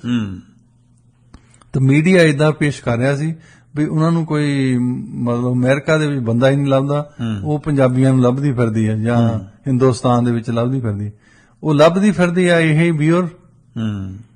ਇੱਕ ਤਰੀਕਾ, ਨਵਾਂ ਤਰੀਕਾ ਹੁਣ ਲੱਭ ਲਿਆ। ਸਭ ਤੋਂ ਵੱਧ ਮੈਂਟਲ ਬਿਮਾਰੀ ਉਹਨਾਂ ਨੂੰ ਆ ਜਿਹੜੇ ਟਿਕਟੌਕ ਲੈ ਕੇ ਬੈਠੇ ਰਹਿੰਦੇ ਆ। ਬਿਲਕੁਲ। ਤੁਸੀਂ ਦੇਖੋ ਕਈ ਬੰਦੇ ਘੰਟਿਆਂ ਬੱਧੀ ਟਿਕਟੌਕ ਲੈ ਕੇ ਬੈਠੇ ਰਹਿੰਦੇ ਆ, ਸਾਰੀ ਇਨਫੋਰਮੇਸ਼ਨ ਉਹਨਾਂ ਤੋਂ ਇਹ ਹੁੰਦੀ ਆ। ਕਈ ਬੰਦੇ ਤੁਹਾਨੂੰ ਫਾਰਵਰਡ ਵੀ ਕਰਦੇ ਆ ਜੀ, ਮੈਂ ਆ ਟਿਕਟੌਕ ਤੇ ਇਨਫੋਰਮੇਸ਼ਨ ਲੱਭੀ ਆ। ਉਹ ਬੰਦੇ ਨੂੰ ਫਿਰ ਬੰਦਾ ਸੋਚਦਾ ਵੀ ਜੇ ਇਹਦੀ ਮੈਂਟੈਲਿਟੀ ਇੰਨੀ ਲੋ ਆ ਵੀ ਇੱਥੋਂ ਐਕਸਪਰਟ ਇਹਨੂੰ ਲੱਭਣ ਲੱਗ ਪਏ। ਜਿਹੜਾ ਬੰਦਾ ਟਿਕਟੌਕ ਤੋਂ ਉੱਥੇ ਡਾਕਟਰ ਬਣੇ ਫਿਰਦੇ ਆ, ਉੱਥੇ ਇੰਜੀਨੀਅਰ ਬਣੇ ਫਿਰਦੇ ਆ, ਹਰ ਤਰ੍ਹਾਂ ਦੀ ਐਡਵਾਈਸ ਦਿੰਦੇ ਆ, ਤੇ ਉਹ ਤਾਂ ਕਰਦੇ ਆ ਸਿਰਫ ਵੀ ਸਾਡੇ ਨੰਬਰਸ ਵਧਣ। ਤੇ ਇਹ ਜਿਹੜਾ ਬੰਦਾ ਦੇਖਦਾ ਉਹ ਸਮਝਦਾ ਵੀ ਖਰੇ ਬਹੁਤ ਸੀਰੀਅਸ ਗੱਲ ਹੈ। ਟਿਕਟੌਕ ਨੇ ਡਾਕਟਰ ਨਹੀਂ ਪੈਦਾ ਕਰਨੇ, ਬਿਲਕੁਲ। ਟਿਕਟੌਕ ਨੇ ਦਵਾਈਆਂ ਨਹੀਂ ਪੈਦਾ ਕਰਨੀਆਂ, ਬਿਲਕੁਲ। ਇਹ ਤਾਂ ਇੱਕ ਮੈਂਟਲ, ਵੈਸੇ ਹੂ ਵਾਲਿਆਂ ਨੇ ਤਾਂ ਕਹਿ ਚੁੱਕੇ ਆ, ਉਹ ਕਹਿੰਦੇ ਕਿ ਇਹ ਇੱਕ ਮੈਂਟਲ ਬਿਮਾਰੀ ਹੈ। ਵੈਸੇ ਇਹਨੂੰ ਸੋਸ਼ਲ ਮੀਡੀਆ ਜਨਰਲੀ ਤੌਰ ਤੇ ਇੱਕ ਮੈਂਟਲ ਬਿਮਾਰੀ ਆ। ਕਈ ਬੰਦੇ ਫੇਸਬੁੱਕ ਲੈ ਕੇ ਬੈਠੇ ਰਹਿੰਦੇ। ਜਿਹੜੇ ਬੰਦੇ ਕਦੇ ਕਿਸੇ ਜ਼ਮਾਨੇ ਦੇ ਵਿੱਚ ਜੇ ਅਖਬਾਰ ਦੇ ਵਿੱਚ ਮਾੜਾ ਜਿਹਾ ਨਾਂ ਵੀ ਲਿਖਿਆ ਹੁੰਦਾ ਸੀ ਨਾ, ਉਹ ਸਾਰੇ ਪਿੰਡ ਨੂੰ ਦਿਖਾਉਂਦੇ ਫਿਰਦੇ ਹੁੰਦੇ ਸੀ ਵੀ ਦੇਖੋ ਮੇਰਾ ਨਾਂ। ਤੇ ਉੱਥੇ ਪੱਤਰਕਾਰਾਂ ਦੀ ਪੁੱਛਗਿੱਛ ਹੀ ਇਸੇ ਗੱਲ 'ਚ ਹੈ ਜੀ, ਇਸੇ ਕਰਕੇ ਵੀ ਹਾਂ ਵੀ ਸੁਖਬੀਰ ਬਾਦਲ ਆਇਆ ਵੀ ਇਸ ਖਬਰ ਦੇ ਵਿੱਚ ਮੇਰਾ ਨਾਂ ਪਾ ਦੇਈਂ, ਤੂੰ ਮੈਨੂੰ ਸੇਵਾ ਦੱਸ ਬਸ। ਤੇ ਹੁਣ ਇੱਥੇ ਇੱਕ ਬੰਦਾ ਬਿਲਕੁਲ ਸਧਾਰਨ, ਉਹਦੇ ਕੋਲ ਫੇਸਬੁੱਕ ਆ, ਇੱਥੇ ਫੋਟੋ ਵੀ ਆ ਰਹੀ ਆ, ਜਿਹੜੀ ਫੋਟੋ ਚਾਹੁੰਦਾ ਉਹ ਪਾ ਰਿਹਾ, ਫਿਰ ਜਿਹੜੀ ਲਿਖਦਾ ਉਹ ਗੱਲ ਉਹਨੂੰ ਲਾਈਕ ਕਰਦੇ ਆ ਜਾਂ ਉਹ ਤੇ ਕਮੈਂਟ ਕਰਦੇ ਆ, ਜੀ ਉਹਨੂੰ ਏਦਾਂ ਮਹਿਸੂਸ ਹੁੰਦਾ ਮੈਂ ਤਾਂ ਆਇਨਸਟਾਈਨ ਬਣ ਗਿਆ। ਹੂੰ ਇਹ ਪਤਾ ਨਹੀਂ ਵੀ ਮੂਰਖ ਜ਼ਿਆਦਾ ਬਣ ਗਿਆ ਅੱਗੇ ਨੂੰ। ਫੇਸਬੁੱਕ ਮੂਰਖਾਂ ਨਾਲ ਭਰਿਆ ਪਿਆ। ਜੀ ਜੇ ਕਿਸੇ ਨੇ ਗਿਣਤੀ ਕਰਨੀ ਹੋਵੇ ਤਾਂ ਫੇਸਬੁੱਕ ਤੇ ਚੱਲ ਜਾਓ। ਜੀ ਡਾਕਟਰ ਸਾਹਿਬ, ਵਾਸ਼ਿੰਗਟਨ ਪੋਸਟ ਨੇ ਅਗਿਆਤ ਸੂਤਰਾਂ ਦੇ ਹਵਾਲੇ ਨਾਲ ਰਿਪੋਰਟ ਕੀਤੀ ਹੈ ਕਿ ਅਮਰੀਕੀ ਅਧਿਕਾਰੀ ਜਿਹੜੇ ਆ ਉਹ ਬਹੁਤ ਚਿੰਤਾ 'ਚ ਹੈ। ਉਹ ਕਹਿੰਦੇ ਯੂਕਰੇਨ ਦੀ ਜਵਾਬੀ ਜਿਹੜੀ ਰੂਸ ਵਿਰੁੱਧ ਕਾਰਵਾਈ ਸੀ ਉਹਦੇ ਵਿੱਚ ਉਹ ਕ੍ਰਿਸ਼ਮਾ ਨਹੀਂ ਹੋ ਰਿਹਾ ਜਿਸ ਤਰ੍ਹਾਂ ਦੀ ਇਹ ਉਮੀਦ ਕਰਦੇ ਸੀ ਜਾਂ ਜਿਵੇਂ ਇਹਨਾਂ ਦੇ ਇੰਸਟ੍ਰਕਟਰਾਂ ਨੇ ਉਹਨਾਂ ਨੂੰ ਟ੍ਰੇਨਿੰਗ ਦਿੱਤੀ ਸੀ। ਜੀ ਦੇਖੋ, ਇਹਨਾਂ ਨੇ ਪਿਛਲੇ ਸਾਲ ਦਾ ਰੌਲਾ ਪਾਇਆ ਸੀ ਕਿ ਸਪਰਿੰਗ ਦੇ ਵਿੱਚ ਅਸੀਂ ਕਾਊਂਟਰ ਫੈਂਸਿਵ ਸ਼ੁਰੂ ਕਰਨਾ, ਤਾਂ ਉਹਲੇ ਵੈਪਨ ਇਕੱਠੇ ਕਰਦੇ ਸੀ। ਦੁਨੀਆ ਭਰ ਦੇ ਵਿੱਚੋਂ ਉਹਨਾਂ ਨੂੰ ਹਥਿਆਰ ਮਿਲੇ ਆ। ਯੂਐਸ ਨੇ ਦਿੱਤੇ, ਆਪਣੀਆਂ ਐਲਾਈਜ਼ ਨੂੰ ਇਹਨਾਂ ਨੇ ਕਿਹਾ ਵੀ ਤੁਸੀਂ ਵੀ ਹਥਿਆਰ ਦਿਓ ਇਹਨਾਂ ਨੂੰ। ਤੇ ਖੋਦਿਆ ਪਹਾੜ ਨਿਕਲਿਆ ਚੂਹਾ, ਹੋਇਆ ਕੁਛ ਨਹੀਂ ਉਹਨਾਂ ਦੇ ਕੋਲ। ਪਹਿਲੀ ਤਾਂ ਗੱਲ ਤਾਂ ਸਪਰਿੰਗ ਦੇ ਵਿੱਚ ਉਹਨਾਂ ਦੇ ਕੋਲ ਆਫੈਂਸਿਵ ਸਟਾਰਟ ਹੀ ਨਹੀਂ ਹੋਇਆ। ਜਦੋਂ ਸਟਾਰਟ ਹੋਇਆ ਉਹ ਬਖਮਤ ਤੋਂ ਜੋ ਸ਼ੁਰੂ ਕੀਤੀ ਇਹਨਾਂ ਨੇ ਜ਼ਿਆਦਾ ਕਾਰਵਾਈ, ਉਹ ਬਖਮਤ ਦਾ ਏਰੀਆ ਉਹ ਜਿਹੜਾ ਵੈਗਨਰ ਗਰੁੱਪ ਹੀ ਜਿੱਤ ਗਿਆ। ਹਾਲਾਂਕਿ ਉੱਥੇ ਜਿਹੜੀ ਰਸ਼ੀਅਨ ਆਰਮੀ ਸੀ ਉਹ ਪਿੱਛੇ ਸੀ।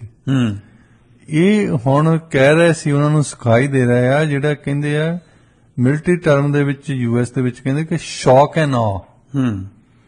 ਇਹ ਇਹਨਾਂ ਨੇ ਇੱਕ ਟੈਕਟਿਕ ਡਿਵੈਲਪ ਕੀਤਾ ਸੀ ਇਰਾਕ ਦੇ ਵਿੱਚ ਤੇ ਅਫਗਾਨਿਸਤਾਨ ਦੇ ਵਿੱਚ, ਕਿ ਇਹ ਕਹਿੰਦੇ ਕਿ ਦੁਸ਼ਮਣ ਨੂੰ ਇੰਨੀ ਭਾਰੀ ਫੋਰਸ ਦੇ ਨਾਲ ਤੁਸੀਂ ਅਟੈਕ ਕਰੋ ਕਿ ਉਹ ਸ਼ੌਕ ਹੋ ਜਾਣ ਤੇ ਉਹਨਾਂ ਨੂੰ ਇਦਾਂ ਲੱਗੇ, ਪਤਾ ਹੀ ਨਾ ਲੱਗੇ, ਬੌਂਦਲ ਜਾਣ, ਉਹ ਆ ਹੋ ਜਵੇ ਉਹਨਾਂ ਦੀ, ਪਤਾ ਨਹੀਂ ਹੋਇਆ ਕੀ ਆ ਇੱਥੇ, ਹਨੇਰੀ ਲਿਆ ਕੇ ਰੱਖਤਾ ਤੁਸੀਂ। ਜੀ ਅੱਛਾ, ਹੁਣ ਦੁਨੀਆ ਦੀ ਨੰਬਰ 1 ਮਿਲਟਰੀ ਯੂਐਸ ਦੇ, ਇਹ ਇਰਾਕ ਦੇ ਵਿੱਚ ਇਹ ਕੰਮ ਕਰ ਸਕਦੇ ਆ, ਅਫਗਾਨਿਸਤਾਨ ਦੇ ਵਿੱਚ ਕਰ ਸਕਦੇ। ਜਿਹੜੇ ਤਾਲਿਬਾਨ ਵਾਲੇ ਉਹਨਾਂ ਨੂੰ ਕਿੰਨੀ ਕੁ ਸਿਖਲਾਈ ਹੈਗੀ ਆ, ਕਿੱਡੀ ਕੁ ਤਕੜੀ ਉਹ ਫੋਰਸ ਆ, ਉਹਨਾਂ ਤੇ ਸ਼ੌਕ ਐ ਨਾ ਕਰ ਸਕਦੇ ਤੁਸੀਂ। ਪਰ ਇੱਕ ਜਿਹੜੀ ਮੋਰੇ ਵੀ ਤਕੜੀ ਫੋਰਸ ਬੈਠੀ ਆ, ਉਹ ਤੇ ਸ਼ੌਕ ਐ ਨਾ ਕਰਨਾ ਬੜਾ ਔਖਾ ਆ। ਪਿੱਛੇ ਜਾਏ ਜ਼ੈਲੈਂਸਕੀ ਵੀ ਉਹ ਆਨਸਰ ਕਰਦੇ ਸੀ ਨਾ, ਪੁੱਛਦੇ ਆ ਰਿਪੋਰਟਰ ਵਾਰ-ਵਾਰ ਵੀ ਤੁਹਾਡਾ ਕਾਊਂਟਰ ਆਫੈਂਸਿਵ ਕਿੱਧਰ ਗਿਆ, ਕਾਊਂਟਰ ਆਫੈਂਸਿਵ ਕਿੱਧਰ ਗਿਆ। ਉਹ ਕਹਿੰਦਾ ਇਹ ਹਾਲੀਵੁੱਡ ਦੀ ਮੂਵੀ ਥੋੜੋ ਜਿਹੜੀ ਏਦਾਂ ਕਰਦੀ ਏ, ਮੋਰੇ ਵੀ ਤਾਂ ਆਰਮੀ ਖੜੀ ਆ ਜਿਹੜੀ ਜਵਾਬੀ ਕਾਰਵਾਈ ਕਰਦੀ ਹੈ, ਤੇ ਆਰਮੀ ਵੀ ਕੋਈ ਛੋਟੀ ਮੋਟੀ ਨਹੀਂ। ਬਿਲਕੁਲ, ਦੁਨੀਆ ਦੀ ਦੂਜੀ ਵੱਡੀ ਸੁਪਰ ਪਾਵਰ ਜਿਹੜੀ ਆ ਉਹਨਾਂ ਦੀ ਆਰਮੀ ਬੈਠੀ ਆ ਉੱਥੇ, ਤੇ 에ਅਰ ਫੋਰਸ ਦੀ ਸੁਪੀਰੀਅਰਿਟੀ ਆ। ਜਿਸ ਫੋਰਸ ਦੇ ਕੋਲ 에ਅਰ ਫੋਰਸ ਦੀ ਸੁਪੀਰੀਅਰਿਟੀ ਹੋਵੇ ਉਹਨੂੰ ਹਰਾਉਣਾ ਬੜਾ ਔਖਾ ਹੁੰਦਾ, ਕਿਉਂਕਿ ਤੁਸੀਂ ਥੱਲਿਓਂ ਇਨਫੈਂਟਰੀ ਲੈਣ ਦੀ ਆ, ਆਰਮਡ ਕੋਰ ਲੈਣ ਦੀ ਆ, ਆਰਟਿਲਰੀ ਲੈਣ ਦੀ ਆ, ਉੱਪਰੋਂ ਉਹ ਬੰਬ ਮਾਰੀ ਜਾਂਦੇ ਆ, ਤੁਹਾਡੇ ਮਿਸਲਾਂ ਮਾਰੀ ਜਾਂਦੇ ਆ, ਤੁਸੀਂ ਕੀ ਕਰੋਗੇ? ਤੇ ਇਹ ਜਲਦੀ ਦੇ ਵਿੱਚ ਯੂਐਸ ਇਸ ਕਰਕੇ ਆ ਕਿ ਹੁਣ ਜੋ ਬਾਈਡਨ ਨੂੰ ਡਰ ਲੱਗਦਾ ਕਿ ਜੇ ਇਹਨਾਂ ਤੋਂ ਕੁਝ ਹੁੰਦਾ ਨਹੀਂ ਤੇ ਇਹ ਇਲੈਕਸ਼ਨ ਆਉਣ ਵਾਲੀ ਆ ਤੇ ਇਹ ਵੀ ਮੇਰੇ ਖਿਲਾਫ ਜਾਣੀ ਹੈ। ਉਹਨਾਂ ਨੇ ਕਹਿਣਾ ਦੇਖੋ ਕਿੰਨੇ 100 ਬਿਲੀਅਨ ਫੂਕਤਾ ਇਸ ਬੰਦੇ ਨੇ ਤਾਂ ਉਹਦਾ ਰਿਜ਼ਲਟ ਕੋਈ ਨਹੀਂ, ਕੁਝ ਨਹੀਂ। ਲੋਕਾਂ ਨੇ ਤਾਂ ਜਿਹੜੇ ਵੋਟ ਪਾਉਣ ਜਾਂਦੇ ਉਹ ਤਾਂ ਸੋਚਦੇ ਨਾ ਇਦਾਂ, ਬਿਲਕੁਲ ਇਹ ਸੋਚਦੇ ਆ ਵੀ, ਫੇਰ ਸੋਚਦੇ ਆ ਵੀ ਦੇਖੋ ਉੱਥੋਂ ਅੱਗੇ ਫੂਡ ਆਉਂਦਾ ਸੀ, ਕਣਕ ਆਉਂਦੀ ਸੀ, ਤਾਂ ਦੁਨੀਆ ਦੇ ਵਿੱਚ ਕੀਮਤਾਂ ਹੀ ਘੱਟ ਸੀ, ਉਹਦਾ ਕਰਕੇ ਕੀਮਤਾਂ ਵੀ ਜ਼ਿਆਦਾ ਆ ਰਹੀਆਂ, ਆਇਲ ਐਂਡ ਗੈਸ ਦੀਆਂ ਕੀਮਤਾਂ ਵਧੀਆਂ ਆ। ਤੇ ਜੋ ਬਾਈਡਨ ਨੇ ਸਾਡੇ ਲਈ ਕੀਤਾ ਕੀ ਆ ਵੈਸੇ? ਬਿਲਕੁਲ, ਲੋਕ ਆਪਣੇ ਪੱਧਰ ਤੇ ਨਾ ਵੀ ਸੋਚਣ ਜੀ, ਜਿਹੜੇ ਬਗਾਨੇ ਪੁੱਤ ਬੈਠੇ ਆ ਉਹ ਯਾਦ ਕਰਵਾ ਦਿੰਦੇ ਆ ਟਰੰਪ ਵਰਗੇ। ਉਹ ਕਹਿੰਦੇ ਵੀ ਦੇਖੋ ਤੁਸੀਂ, ਜੇ ਤੁਹਾਡੀ ਜਨਤਾ ਨਹੀਂ ਕਨਵਿੰਸ ਨਾ ਕਿ ਤੁਸੀਂ ਜੋ ਕੁਝ ਕਰ ਰਹੇ ਆ ਤਾਂ ਫਿਰ ਲੜਨਾ ਬੜਾ ਔਖਾ, ਕਿਸੇ ਵੀ ਆਰਮੀ ਲਈ ਬਹੁਤ ਔਖਾ ਲੜਨਾ, ਜੇ ਤੁਹਾਡੇ ਲੋਕੀ ਤੁਹਾਡੇ ਖਿਲਾਫ ਹੈ। ਬਿਲਕੁਲ, ਹੁਣ ਇਹ ਓਪਨਲੀ ਚਲੋ ਪੈਸੇ ਦੇਈ ਜਾਂਦੇ, ਹਥਿਆਰ ਦੇਈ ਜਾਂਦੇ ਆ, ਪਰ ਜਨਤਾ ਇਹਨਾਂ ਦੀ ਸਵਾਲ ਕਰ ਰਹੀ ਹੈ ਵੀ ਕਿਉਂ ਦੇ ਰਹੇ ਆ, ਇਹਦਾ ਰਿਜ਼ਲਟ ਕੀ ਆ? ਇਹ ਤਾਂ ਰਿਜ਼ਲਟ ਤਾਂ ਪੁੱਛਦੇ ਹੀ ਆ, ਲੋਕ ਹਮੇਸ਼ਾ ਹੀ ਪੁੱਛਦੇ ਆ ਕਿ ਤੁਸੀਂ ਇੰਨੇ ਪੈਸੇ ਖਰਚੇ ਕਿੱਧਰ ਗਏ। ਬਿਲਕੁਲ, ਹੁਣ ਕਈ ਦੇਸ਼ਾਂ ਨੇ ਇਤਰਾਜ਼ ਕੀਤਾ ਜੀ ਵੀ ਇਹ ਆਪਾਂ ਨੂੰ ਇਹ ਤਰੀਕਾ ਆਪਣਾ ਠੀਕ ਨਹੀਂ ਹੈ, ਵੀ ਐਵੇਂ ਪੈਸੇ ਲੁਟਾਈ ਜਾਂਦੇ ਆ, ਹਥਿਆਰ ਲੁਟਾਈ ਜਾਂਦੇ ਆ, ਇਹਦੇ ਬਜਾਏ ਸ਼ਾਂਤੀ ਵਾਲੀ ਗੱਲ ਕਰੀਏ। ਇਹ ਤਾਂ ਹੁਣ ਤਾਂ ਚਲੋ ਕੁਝ ਦੇਸ਼ ਬੋਲਦੇ ਆ, ਆਮ ਲੋਕਾਂ ਜਿਹੜੇ ਆ ਫਿਰ ਸੜਕਾਂ ਤੇ ਆ ਜਾਣਗੇ ਜੀ। ਆਏ ਆ, ਯੂਰਪ ਦੇ ਵਿੱਚ ਆਏ ਆ ਜੀ, ਡੈਮੋਨਸਟ੍ਰੇਸ਼ਨ ਹੁੰਦੀਆਂ ਆ, ਇੱਥੇ ਰਿਪੋਰਟ ਇਹ ਨਹੀਂ ਕਰਦਾ ਕੈਨੇਡੀਅਨ ਮੀਡੀਆ। ਬਿਲਕੁਲ। ਵੈਸੇ ਤੁਸੀਂ ਯੂਰਪੀਅਨ ਪੇਪਰ ਪੜ੍ਹਦੇ ਆ ਤਾਂ ਤੁਹਾਨੂੰ ਪਤਾ ਲੱਗ ਜਾਂਦਾ ਵੀ ਲੋਕੀ ਡੈਮੋਨਸਟ੍ਰੇਸ਼ਨ ਕਰ ਰਹੇ ਹੋ। ਬਿਲਕੁਲ। ਤੇ ਤਾਂ ਹੀ ਇਸੇ ਕਰਕੇ ਯੂਰਪੀਅਨ ਮੁਲਕਾਂ ਦੇ ਵਿੱਚ ਅਜੇ ਵੀ ਗੱਲ ਅਮਨ ਦੀ, ਸ਼ਾਂਤੀ ਦੀ ਕਰਦੇ ਆ। ਜਸਟਨ ਟਰੂਡੋ ਦੇ ਮੂੰਹ ਦੇ ਵਿੱਚੋਂ ਤੁਸੀਂ ਸ਼ਾਂਤੀ ਵਰਡ ਨਹੀਂ ਸੁਣੋਗੇ। ਨਹੀਂ ਸੁਣਦੇ ਵਾਕਈ। ਇਹ ਕਹਿੰਦਾ ਚੱਕ ਦੇ ਟੁੱਡੇ ਬਸ ਇੱਕੋ ਹੀ ਗੱਲ ਸੁਣਦੀ ਹੈ ਜੀ। ਇਹ ਉਹਨਾਂ ਬੰਦਿਆਂ ਦੇ ਵਿੱਚੋਂ ਆ ਜਿਹੜੇ ਨਾ ਤਾਂ ਆਪ ਕੁਝ ਕਰ ਸਕਦੇ ਆ।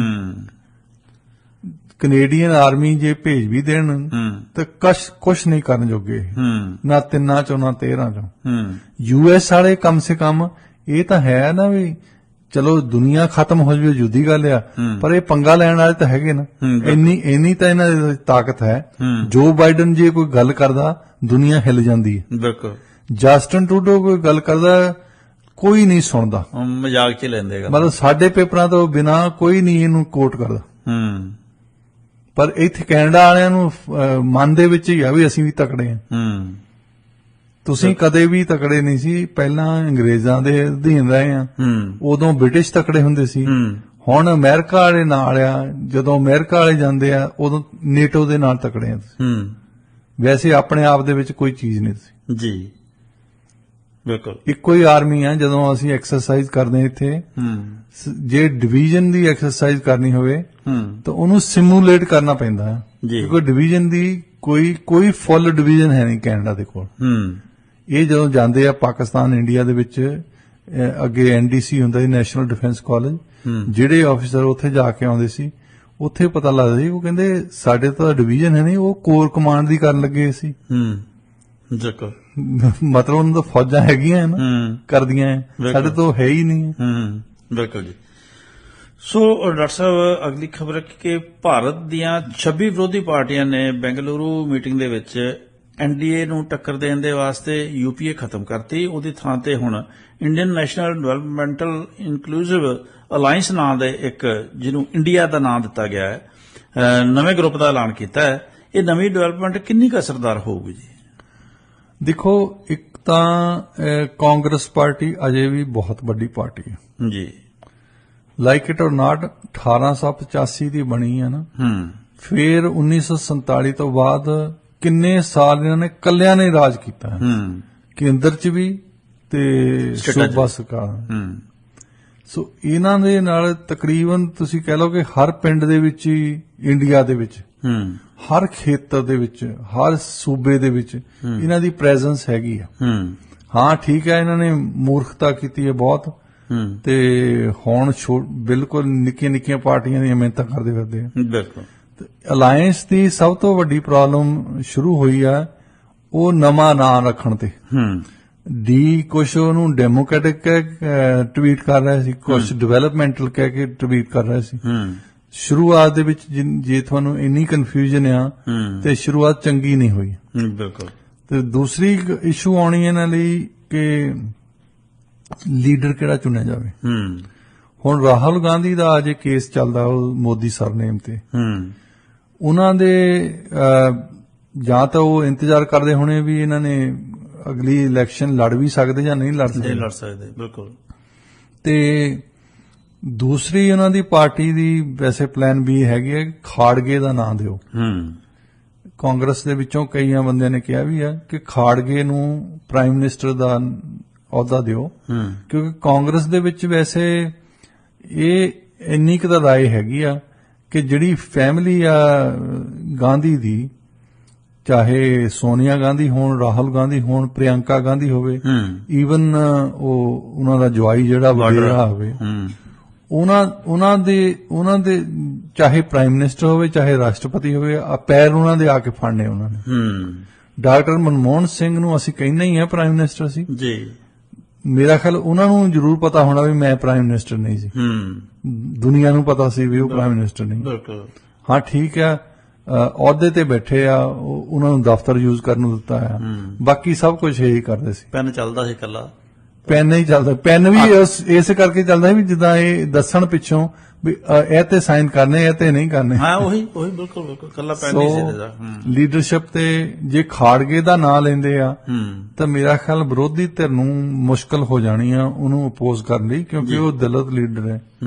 ਤੇ ਕਾਂਗਰਸ ਦੀ ਵੈਸੇ ਵੀ ਪੁਰਾਣੀ ਸਟ੍ਰੈਟਜੀ ਰਹੀ ਆ ਮਿਸਿਸ ਗਾਂਧੀ ਦੇ ਸਮੇਂ ਤੋਂ ਜਿਹੜਾ ਬੇਸ ਸੀ ਵੋਟਾਂ ਦਾ ਇਹਨਾਂ ਦਾ ਹਮੇਸ਼ਾ ਉਹ ਮੁਸਲਿਮ ਵੋਟ ਤੇ ਦਲਿਤ ਵੋਟ ਰਹੇ ਤੇ ਇਹਨਾਂ ਨੇ ਅਸਾਰ ਪੂਰਾ ਲਾਇਆ ਸੀ ਹਿਸਾਬ ਕਿਤਾਬ ਕਿ 30% ਤਾਂ ਇਹ ਹੈਗੇ ਆ ਤੇ ਅੱਗੇ ਕੋਈ 10 ਤੋਂ 15% ਜਿਨ੍ਹਾਂ ਦੇ ਵਿੱਚ OBC ਹੋਏ ਹਾਇਰ ਅਪਰ ਕਾਸਟ ਹੋਈਆਂ ਜੀ ਉਹਨਾਂ ਦੇ ਲੈ ਲੈਣੇ ਅਸੀਂ ਕਿਉਂਕਿ ਅਪਰ ਕਾਸਟ ਨੂੰ ਬਹੁਤ ਆਨੰਦ ਮਾਣਿਆ ਕਾਂਗਰਸ ਦੇ ਵਿੱਚ ਜੀ ਜੀ ਇਹਨਾਂ ਨੇ ਜਿੰਨੀ ਪੈਟਰਨੇਜ ਵੀ ਵੰਡੀ ਆ ਕਾਂਗਰਸ ਨੇ ਹੀ ਵੰਡੀ ਇਹਨਾਂ ਨੂੰ ਪੋਜੀਸ਼ਨਾਂ ਦਿੱਤੀਆਂ ਉਹਨਾਂ ਨੇ ਦਿੱਤੀਆਂ ਸੋ ਇਹ ਪੁਰਾਣਾ ਇਹਨਾਂ ਦੀ ਸਟ੍ਰੈਟਜੀ ਆ ਤੇ ਤੀਸਰੀ ਜਿਹੜੀ ਜੇ ਤੇ ਪੰਗਾ ਵੱਡਾ ਪੈਣਾ ਹੈ ਨਾ ਉਹ ਹੈਗਾ ਵੀ ਜਿੰਨੀਆਂ ਵੀ ਅਲਾਈਅੰਸ ਦੀਆਂ ਪਾਰਟੀਆਂ ਆ ਉਹਨਾਂ ਦੇ ਨਾਲ ਸੀਟਾਂ ਦੀ ਵੰਡ ਕਿੱਦਾਂ ਕਰੋਗੇ ਜੀ ਹੁਣ ਪੰਜਾਬ 'ਚ ਹੀ ਦੇਖ ਲਓ ਜੇ ਇਹਨਾਂ ਨੇ ਆਮ ਆਦਮੀ ਪਾਰਟੀ ਦੇ ਨਾਲ ਪੰਜਾਬ ਦੇ ਵਿੱਚ ਇਸ ਵੇਲੇ ਵੈਸੇ ਦੋ ਹੀ ਪਾਰਟੀਆਂ ਆ ਜਿਹੜੀਆਂ ਜਿੱਤਣ ਵਾਲੀਆਂ ਕਾਂਗਰਸ ਪਾਰਟੀ ਜਾਂ ਆਮ ਆਦਮੀ ਪਾਰਟੀ ਕਿਉਂਕਿ ਅਕਾਲੀ ਦਲ ਤੇ ਜੇ ਬੀਜੇਪੀ ਵਾਲੇ ਜੇ ਉਹ ਇਕੱਠੇ ਨਹੀਂ ਹੁੰਦੇ ਉਹਨਾਂ ਨੇ ਕੱਲਿਆਂ ਨੇ ਹਮੇਸ਼ਾ ਹੀ ਹਾਰਨਾ ਹੈ ਜਿੰਨੇ ਸਾਲ ਮਰਜ਼ੀ ਹਾਰ ਜਾਣ ਦੇਖੋ ਇਹ ਅੱਜ ਦੀ ਗੱਲ ਨਹੀਂ ਹੈ ਤੁਸੀਂ ਲਿਖ ਕੇ ਰੱਖ ਦਿਓ ਜੇ ਅਕਾਲੀ ਦਲ ਨੇ ਤਾਂ ਬੀਜੇਪੀ ਨੇ ਕੱਲਿਆਂ ਲੜਨਾ ਹੈ ਇਹਨਾਂ ਨੇ ਕੱਲਿਆਂ ਨੇ ਹਾਰਨਾ ਹੈ ਔਰ ਹਾਰਨਾ ਵੀ ਹਮੇਸ਼ਾ ਹੀ ਆ ਬਿਲਕੁਲ ਇੱਕ ਵਾਰੀ ਨਹੀਂ ਹਾਰਨਾ ਹਮੇਸ਼ਾ ਹੀ ਹਾਰਨਾ ਹੈ ਤੇ ਲੰਬੀ ਰੇਸ ਦੇ ਘੋੜੇ ਹੈ ਕਾਂਗਰਸ ਪਾਰਟੀ ਤੇ ਆਮ ਆਦਮੀ ਪਾਰਟੀ ਜੀ ਇਸ ਵੇਲੇ ਦੋਏ ਪਾਰਟੀਆਂ ਜਿਹੜੀਆਂ ਜਿੱਤਣ ਵਾਲੀਆਂ ਬਿਲਕੁਲ ਤੇ ਜੇ ਇਹਨਾਂ ਨੂੰ ਕਾਂਗਰਸ ਪਾਰਟੀ ਨੂੰ ਇਹਨਾਂ ਨੇ ਜੂਨੀਅਰ ਪਾਰਟਨਰ ਬਣਾਉਣਾ ਹੋਵੇ ਆਮ ਆਦਮੀ ਪਾਰਟੀ ਦਾ ਆਮ ਆਦਮੀ ਪਾਰਟੀ ਅੱਜ ਕਿਸੇ ਵੀ ਸੂਬੇ 'ਚ ਪਾਵਰ 'ਚ ਨਹੀਂ ਸੀ ਹੋਣੀ ਜੇ ਸਭ ਤੋਂ ਪਹਿਲਾਂ ਕਾਂਗਰਸ ਇਹਨਾਂ ਦੀ ਹਮਾਇਤ ਨਾ ਕਰਦੀ ਦਿੱਲੀ ਦੇ ਵਿੱਚ ਕੇਜਰੀਵਾਲ ਦੇ ਸਾਹਮਣੇ ਆਇਆ ਜਿਹਨੇ ਫਿਰ ਝੁੱਗੀਆਂ ਝੌਂਪੜਿਆਂ ਵਾਲਿਆਂ ਨੂੰ ਦਿੱਤੀਆਂ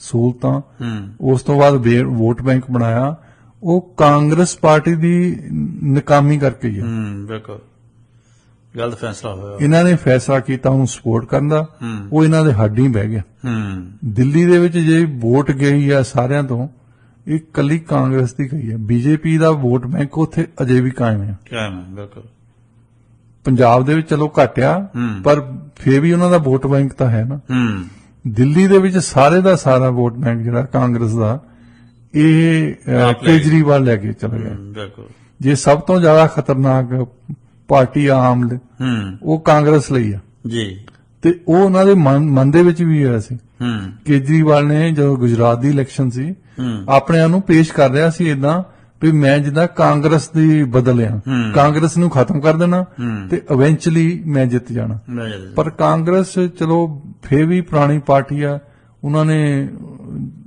ਗੁਜਰਾਤ ਦੇ ਵਿੱਚ ਕਾਫੀ ਸੀਟਾਂ ਜਿੱਤੀਆਂ ਕਰਨਾਟਕ ਦੇ ਵਿੱਚ ਤਾਂ ਉਹਨਾਂ ਨੇ ਸਫਾਇਆ ਕਰਤਾ ਤੇ ਆਮ ਆਦਮੀ ਪਾਰਟੀ ਦੇ ਤਾਂ ਉੱਥੇ ਹਰ ਜਗ੍ਹਾ ਤੇ ਜ਼ਮਾਨਤ ਜ਼ਬਤ ਹੋਈ ਹੈ ਘਿਓ ਵਾਲੇ ਕੁਝੇ ਚੋਂ ਕਹਿੰਦੇ ਇੱਥੇ ਦਿਆਈ ਨਹੀਂ ਨਾ ਜਾਂਦੀ ਜੀ ਤੇ ਇਹਨਾਂ ਦੀ ਵੈਸੇ ਵੀ ਤੁਸੀਂ ਹੁਣ ਵੀ ਦੇਖਿਓ ਅੱਗੇ ਵੀ ਇਲੈਕਸ਼ਨ ਹੋਣੀਆਂ ਆਮ ਆਦਮੀ ਪਾਰਟੀ ਨੂੰ ਕੋਈ ਨਹੀਂ ਪੁੱਛਦਾ ਪੰਜਾਬ ਤੇ ਚੰਡੀਗੜ੍ਹ ਪੰਜਾਬ ਤਾਂ ਦਿੱਲੀ ਤੋਂ ਇਲਾਵਾ ਬਿਲਕੁਲ ਸੀਟਾਂ ਦੀ ਵੰਡ ਹਰ ਥਾਂ ਤੇ ਇਹਨਾਂ ਲਈ ਉਦੋਂ ਪਤਾ ਲੱਗਣਾ ਵੀ ਅਲਾਈਅੰਸ ਇੰਡੀਆ ਕਿੱਧਰ ਗਿਆ ਜੀ ਇੰਡੀਆ ਸ਼ਬਦ ਦਾ ਜਿਹੜਾ ਇੰਡੀਆ ਸ਼ਬਦ ਵਰਤਦੇ ਆ ਇਹ ਹਮੇਸ਼ਾ ਫੋਰਨਰ ਸਾਡੇ ਲਈ ਵਰਤਦੇ ਆ ਬਾਹਰੋਂ ਆ ਕੇ ਲੋਕੀ ਕਹਿੰਦੇ ਆ ਵੀ ਤੁਸੀਂ ਇੰਡੀਅਨ ਹੈ ਤੇ ਕੱਲੇ ਹੀ ਜਦੋਂ NDA ਦੀ ਮੀਟਿੰਗ ਹੋਈ ਆ ਉਦੋਂ ਨਰਿੰਦਰ ਮੋਦੀ ਹੁਣਾਂ ਨੇ ਸ਼ਬਦ ਯੂਜ਼ ਕੀਤਾ ਭਾਰਤ ਉਹਨਾਂ ਨੇ ਕਿਹਾ ਭਾਰਤ ਵਰਸਸ ਇੰਡੀਆ ਜੇ ਉਹ ਅਪਣਾਉਂਦੇ ਆ ਭਾਰਤ ਐਬਰੀਵੀਏਸ਼ਨ ਕਿਸੇ ਤਰੀਕੇ ਨਾਲ ਤਾਂ ਉਹ ਬੜੀ ਪਾਵਰਫੁਲ ਇਮੇਜ ਜਿਹੜੀ ਆ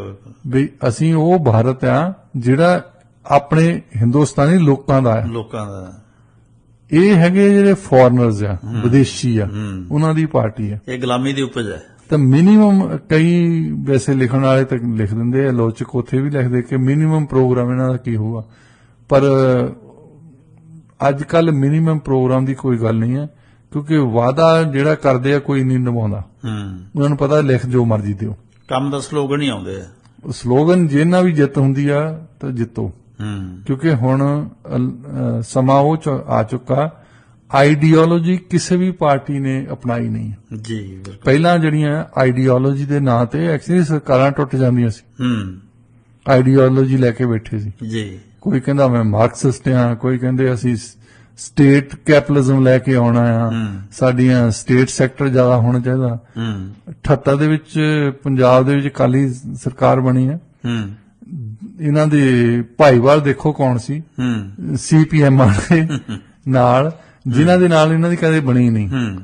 ਉਹਨਾਂ ਨੇ ਇਹਨਾਂ ਨੂੰ ਬੱਸਾਂ ਪ੍ਰਾਈਵੇਟ ਕਰਨੀ ਨਹੀਂ ਦਿੱਤੀਆਂ।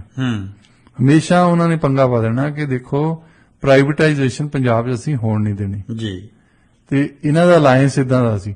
ਪਰ ਹੁਣ ਪਾਰਟੀਆਂ ਕੁਛ ਨਹੀਂ, ਕੋਈ ਕੁਛ ਨਹੀਂ ਕਹਿੰਦੇ, ਉਹਨਾਂ ਨੂੰ ਚੁੱਪ ਕਰਕੇ ਉਹ ਸਹੀ ਜਾਂਦੇ। ਉਹ ਕਹਿੰਦੇ ਲਿਖ ਲਓ ਜੋ ਮਰਜ਼ੀ, ਕਿਉਂਕਿ ਉਹਨਾਂ ਨੂੰ ਲੋਕਾਂ ਨੂੰ ਵੀ ਪਤਾ ਆ ਉਹਨਾਂ ਨੇ ਵੋਟਾਂ ਪਾਉਣੀਆਂ ਪੈਸੇ ਲੈ ਕੇ, ਸ਼ਰਾਬ ਪੀ ਕੇ, ਤੇ ਅਸੀਂ ਬਾਅਦ ਦੇ ਵਿੱਚ ਜਿਹੜਾ ਪ੍ਰੋਗਰਾਮ ਦਿੱਤਾ ਆ ਉਹਨੂੰ ਪੂਰਾ ਨਹੀਂ ਕਰਨਾ ਜੀ। ਸੋ ਡਾਕਟਰ ਸਾਹਿਬ ਅਗਲੀ ਖਬਰ ਵੱਲ ਵਧਦੇ ਹਾਂ ਕਿ 15 ਅਪ੍ਰੈਲ ਨੂੰ ਸੁਡਾਨ ਦੀ ਫੌਜ ਤੇ ਰੈਪਿਡ ਸਪੋਰਟਸ ਫੋਰਸਿਸ ਵਿਚਕਾਰ ਲੜਾਈ ਸ਼ੁਰੂ ਹੋਈ ਸੀ। ਹੁਣ ਤੱਕ ਹਜ਼ਾਰਾਂ ਲੋਕ ਉਹ 'ਚ ਮਾਰੇ ਗਏ ਹੈ, ਹਜ਼ਾਰਾਂ ਲੋਕ ਜਿਹੜੇ ਬੇਘਰ ਹੋ ਗਏ ਹੈ। ਬੁਨਿਆਦੀ ਲੋੜਾਂ ਦੀ ਪੂਰਤੀ ਨਾ ਹੋਣ ਕਰਕੇ ਲੋਕ ਜਿਹੜੇ ਜ਼ਿਆਦਾਤਰ ਮਰ ਰਹੇ ਹੈ। ਇਹ ਸਾਨਾਂ ਦੇ ਭੇਡ 'ਚ ਬੂਟਿਆਂ ਦੇ ਖੋਹ ਵਾਲੀ ਗੱਲ ਨਹੀਂ ਹੋਗੀ ਜੀ? ਇਹਦੇ ਤੇ ਇੱਕ ਵੱਡਾ ਸਵਾਲ ਕਰ ਰਹੇ ਹੈ ਇੰਟਰਨੈਸ਼ਨਲ ਰਿਲੇਸ਼ਨ ਦੇ ਐਕਸਪਰਟ ਜੀ ਕਿ ICC ਜਿਹੜੀ ਇੰਟਰਨੈਸ਼ਨਲ ਕ੍ਰਿਮੀਨਲ ਕੋਰਟ ਹੈ, ਇਹ ਮਾੜੀਆਂ ਜੀਆਂ ਗੱਲਾਂ ਜਿਹੜੀਆਂ ਗੱਲਾਂ ਵੈਸਟਰਨ ਯੂਰਪ ਚਾਹੁੰਦਾ ਸੀ, ਜਿਹੜੀਆਂ ਅਮਰੀਕਾ ਵਾਲੇ ਚਾਹੁੰਦੇ ਸੀ ਕਿ ਪਿਊਟਨ ਨੂੰ ਟਰਾਈ ਕਰੋ, ਉਹਦੇ ਖਿਲਾਫ ਤੁਸੀਂ ਵਾਰੰਟ ਇਸ਼ੂ ਕੀਤੇ ਆ। ਉਹ ਤਾਂ ਇਲੈਕਟਡ ਬੰਦਾ ਆ ਆਪਣੇ ਦੇਸ਼ ਦਾ ਜੀ, ਜਿੱਦਾਂ ਜੋ ਬਾਈਡਨ ਇਲੈਕਟਡ ਆ ਉਸੇ ਤਰ੍ਹਾਂ ਪਿਊਟਨ ਇਲੈਕਟਡ ਆ। ਉਹਨੂੰ ਰਸ਼ੀਆ ਨੇ ਇਲੈਕਟ ਕੀਤਾ, ਇਹਨੂੰ ਅਮਰੀਕਾ ਨੇ ਕੀਤਾ। ਬਿਲਕੁਲ। ਤੇ ਉਹਨਾਂ ਨੇ ਲੜਾਈ ਲੜਨੀ ਆ। ਲੜਾਈ ਜਿਹੜੀ ਲੜਦੇ ਆ, ਦੋ ਆਰਮੀਜ਼ ਲੜਦੀਆਂ, ਇਹਦੇ ਵਿੱਚ ਉਹਨਾਂ ਦਾ ਲੜਾਈ ਦੇ ਜਿਹੜੇ ਰੂਲ ਉਹ ਅਪਲਾਈ ਹੁੰਦੇ ਆ।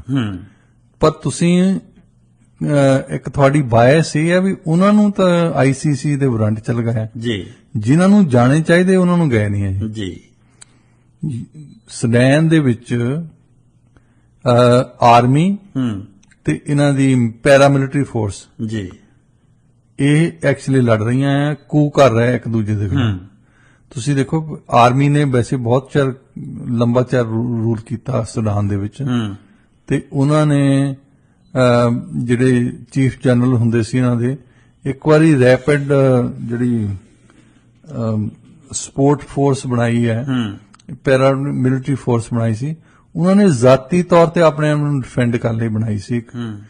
ਤੇ ਇਹਨਾਂ ਦੀ ਇਨਫੈਂਟਰੀ ਤੇ ਆਰਮਰਡ ਕੋਰ ਖਾਸ ਤੌਰ ਤੇ ਇਹ ਇੰਨੀਆਂ ਪਾਵਰਫੁਲ ਹੈ, ਜਿੱਦਾਂ ਸਾਡੇ BSF ਹੋਵੇ, ਜਿਹੜੀ ਆਰਮੀ ਤੋਂ ਵੀ ਜ਼ਿਆਦਾ ਪਾਵਰਫੁਲ ਹੋ ਜਾਵੇ। ਪਰ ਆਰਮੀ ਜੇ ਬਚੀ ਆ ਸੁਡਾਨ ਦੇ ਵਿੱਚ ਇਸ ਵੇਲੇ 3 ਮਹੀਨੇ ਹੋ ਗਏ, ਉਹ ਇਸ ਕਰਕੇ ਬਚੀ ਆ ਵੀ ਉਹਨਾਂ ਨੂੰ 에ਅਰ ਫੋਰਸ ਸਪੋਰਟ ਕਰਦੀ ਹੈ। 에ਅਰ ਫੋਰਸ ਨੇ ਉਹਨਾਂ ਨੂੰ ਬਚਾਇਆ। ਜੇ ਕੱਲੀ ਗਰਾਊਂਡ ਫੋਰਸ ਤੇ ਲੜਾਈ ਹੁੰਦੀ ਤਾਂ ਇਹਨਾਂ ਦੀ ਪੈਰਾਮਿਲਟਰੀ ਫੋਰਸ ਨੇ ਇਹਨਾਂ ਦਾ ਖਾਤਮਾ ਕਰ ਦੇਣਾ ਸੀ, ਆਰਮੀ ਦਾ। Can you imagine? ਬਿਲਕੁਲ। ਆਰਮੀ ਡਰਦੀ ਫਿਰਦੀ ਉੱਥੇ। ਤੇ ਉਹਦੇ ਹੁਣ ਦੋਹਾਂ ਸਾਨਾਂ ਦੀ ਟੱਕਰ ਦੇ ਵਿੱਚ ਦੇਖੋ ਸਿਵਿਲੀਅਨ ਜਿਹੜੇ ਕਿੱਧਰ ਜਾਣ।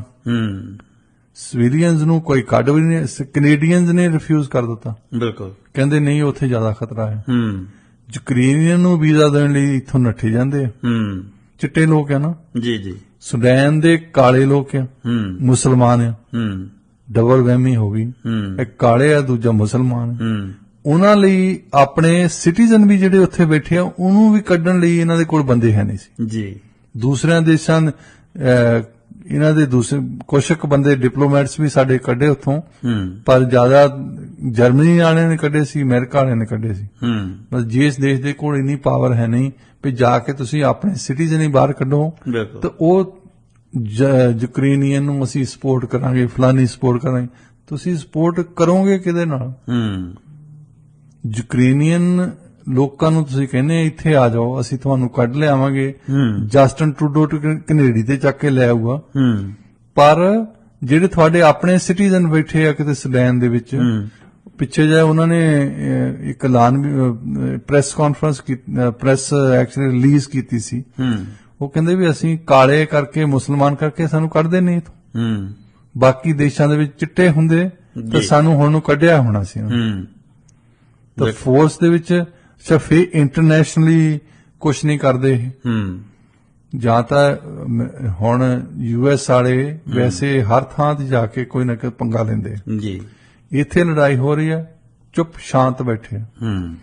ਉਹਨਾਂ ਚਿਰ ਵੀ ਜਿੱਥੇ ਸਾਡਾ ਜਿੰਨਾ ਕੋਈ ਸਟ੍ਰੈਟੇਜਿਕ ਇੰਟਰਸਟ ਹੈ ਨਹੀਂ ਇੱਥੇ ਵੀ ਕਿਹੜੀ ਜਿੱਤੇ।